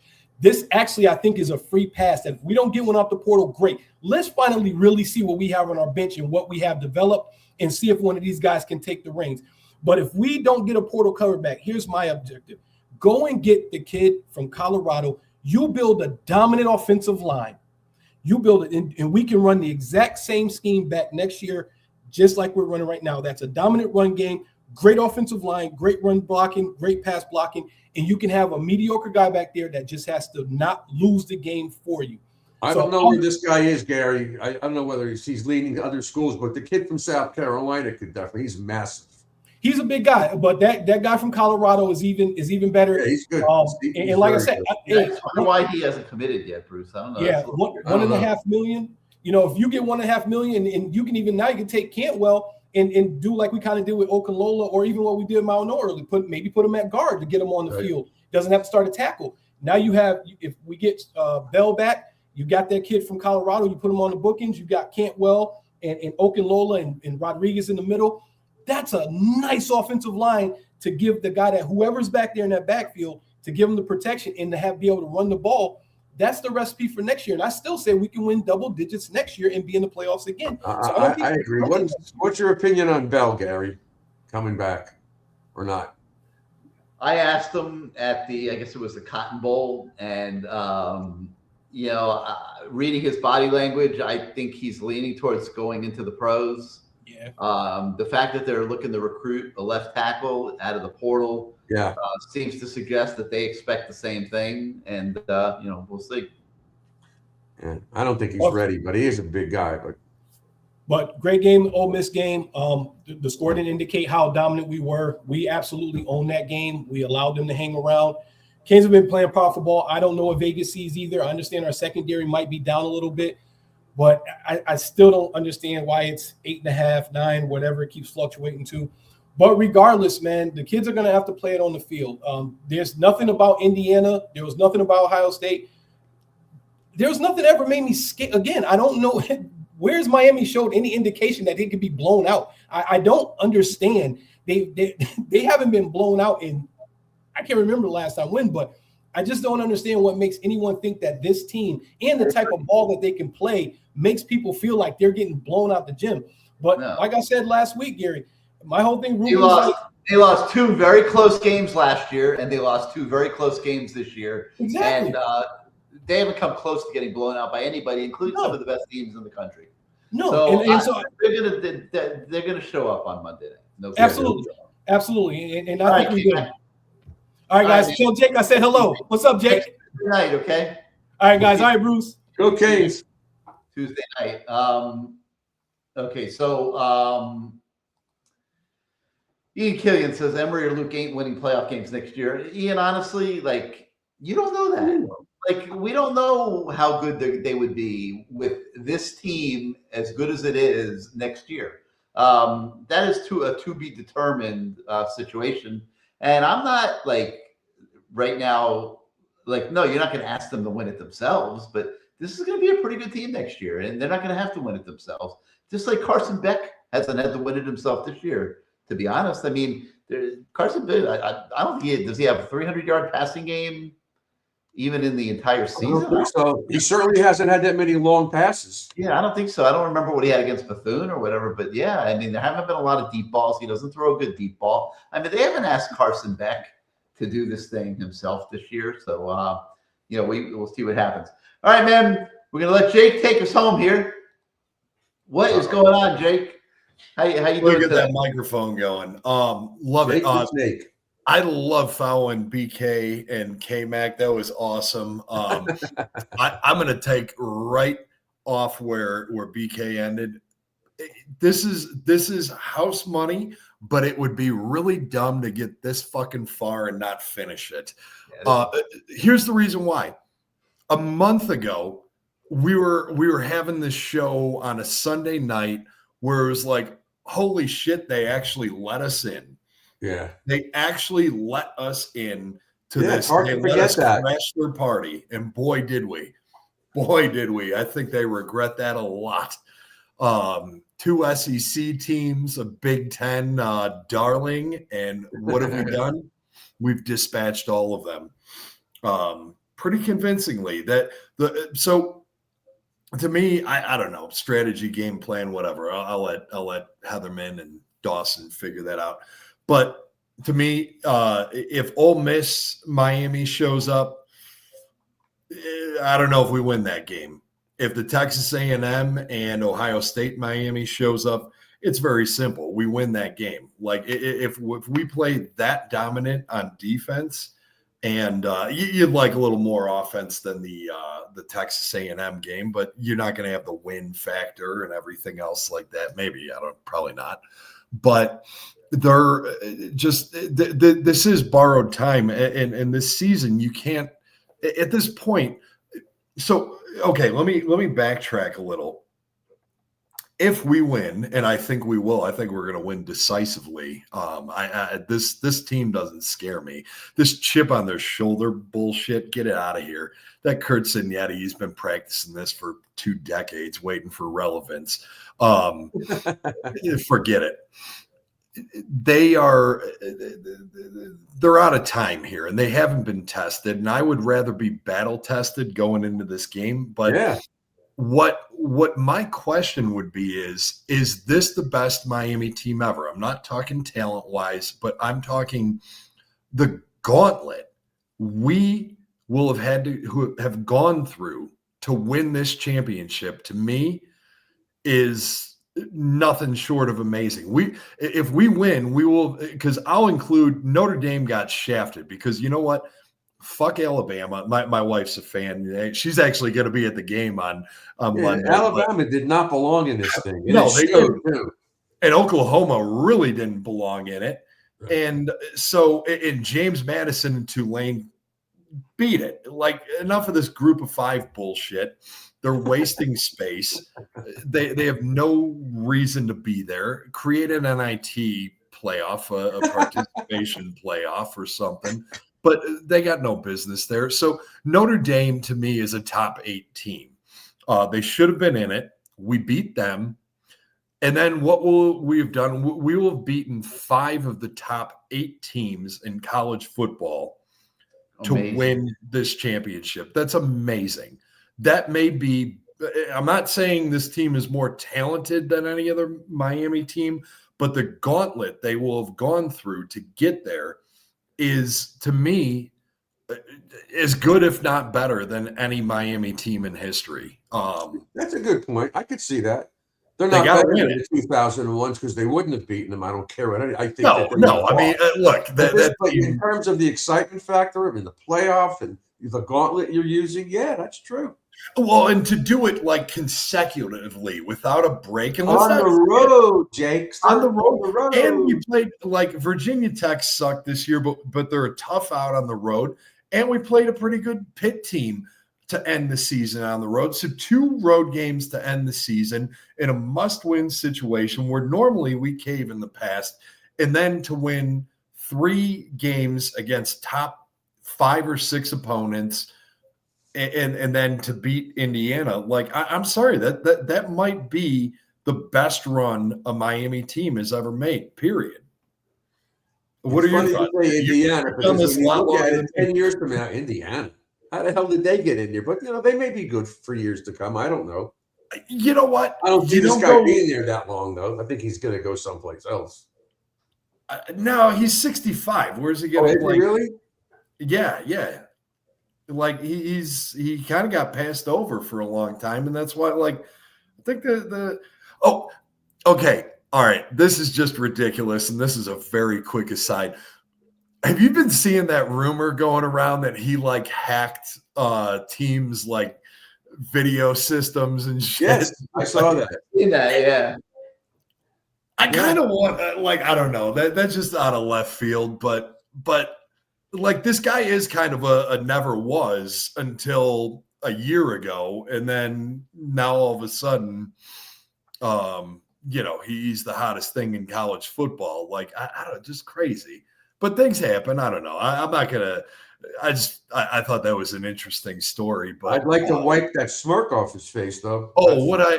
He's hopefully they're taking measures this week that if it is true, it's not going to be a factor in this game. Oh, I hope Mario spits on his shoes after the game. I hate his guts. He is such a smug motherfucker. Yeah, he is, isn't he? I mean, he is just because it's like, you're not a sweetheart. You're not crashing anyone's party. You have a whole Big Ten behind you. Pleading to come on and say something to you, Jake. K-Mac's crashing parties tonight. I love it. Come on, man. Let's What's do up, it. Jake? What's up, baby? Hey, I just want really quick, Gary. I'll get out of Jake shine. But I heard you, and I understand your point trying to say, is this the greatest Miami team ever because of the gauntlet? The only reason why I say that kind of that thought process would not be valid is because every team moving forward is going to have to win 4 or 5 tough games to win a title. So then you can say that every year. Next year, whoever wins it next year is going to have to play 3 top 5, top 10 teams to win a title. Okay. Moving forward. I'll counter that really quickly, everybody. though, with could some of the Miami championship teams have lost had they had to go through this gauntlet before? Like, I don't 0-1, I think they got it, but like, I don't know, 91 Canes. They were. That was a good team. I was a young man. You have to go back and look at who they played in a regular season. Like, remember, they scheduled tough games throughout the year. Those old Miami teams, they played Nebraska. But you got a break. You didn't have that like bang, bang, bang like we do, where it's just no playoffs back then. Jake. Yeah, because there were no playoffs, and that's what I'm saying. So if you say that because of the gauntlet they're going through, but everybody from now on is going to have to go through that same 3 or 4 games. No doubt. Ohio State. Think about Ohio State's run last year. Ohio State beat 4 great teams last year. Oregon, they beat. That was a hell of a team last year. I hate Ohio State. It sickens me in my stomach to say that, but it was a hell of a team. And boy, do I wish Jeremiah Smith made a different decision, because I think if he's on our team, we might have been that Ohio State last year. But I agree. What we're doing is nothing short of miraculous, but that's the only reason why I want to say greatness, because no one ever had to face that type of thing. It's a Michael Jordan, LeBron, Kobe discussion where like there's no definitive answer. You'll never answer that. But when you want team is the greatest. What's that?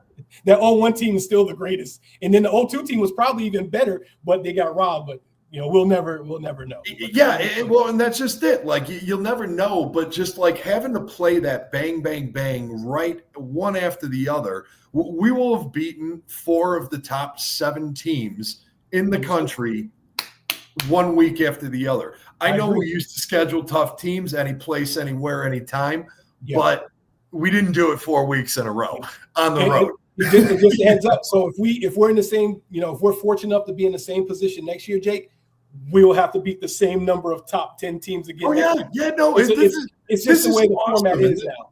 This is the only reason why, I wish we weren't in the ACC, because, like, how much fun I've been at the last 2 games. Just Holy shit! What a time of my life! That we were, but you wouldn't want doing this. Like this is unbelievable. Like playing this level of a competition week after week. That's amazing.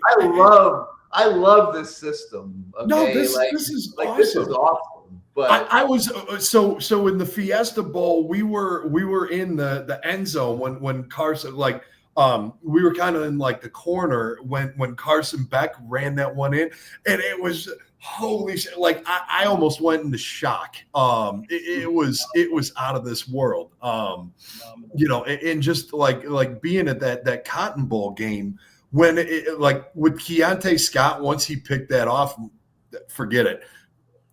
I knew that Ohio State was just going to roll over and play dead. Classic. I mean, I didn't get to go to every game has pretty much been a classic. Outside of Ohio State was domination, but every game we've played has been a classic. And your point to ACC, these last 3 weeks, it's been phenomenal. It's been wonderful. I mean, so that's another reason why I say house money is that like at the end of the day, this is about entertainment and having fun and loving. Entertain. I want to win. Don't you think that the SMU loss was the kick in the ass this team really needed? We didn't come this far to fucking lose. Talked about this. And we Mario told them, you got to play. Didn't come to lose on our home turf. This will be the first time ever in college football teams won on their home turf. That's amazing. Let's do it. Why? Why would first you time in this? Wait. We won in the Orange Bowl 3 times. We beat Nebraska here for the national title. The first time in this format, not this format. Correct. We won 3 in the Orange Bowl. Yeah, we beat Nebraska twice. We shut them out once. Correct. Yeah. So we've played in this format before, and I'm gonna get off Jake's shot. Last thing I want to say, Jake, in terms of the ACC, the only thing I will say is this, and me and Gary talked about 6 weeks ago. There's no we should own the ACC moving forward. There are no more excuses not playing an ACC championship every year from now on. This has set the new standard and the new bar. Anything less than ACC championships every year is a fit. Now that's a failure because we are clearly head and shoulders above so much more anybody in the ACC. There's no more parity ACC wise. And especially, I mean, Clemson has just gone to shambles. And Florida State. Exactly. Both of those. I mean, Florida State. But aren't they evidence that you can't count on doing this every single year? Which is why I say it's not fun. Okay. So one thing, and I'm probably going to piss some people off with this. Quit fucking ragging on Dan Radakovich for this whole ticket thing. Look, there's a lot of people who want to go to this game. It costs. We're 10 minutes ago, we're talking about a $7 million quarterback. Where the fuck do you think this money comes from, guys? Like, they got to make some money here on this thing. Capitalize on it. I got zero problem with it. Admittedly, I'm going to the game. So but like they got to make money because we don't have the alumni base. Think about Ohio State. Anybody with a pulse in the state of Ohio can go to that school. Alabama, like all these, they've got 5-10 times the graduating class that Miami does, 20 times. Miami's got to make some goddamn money. They have 5 times the amount of students too every single year. 50,000 exactly. And so 50, it's the same every year. This is never going to change the money from Miami. It is what it is.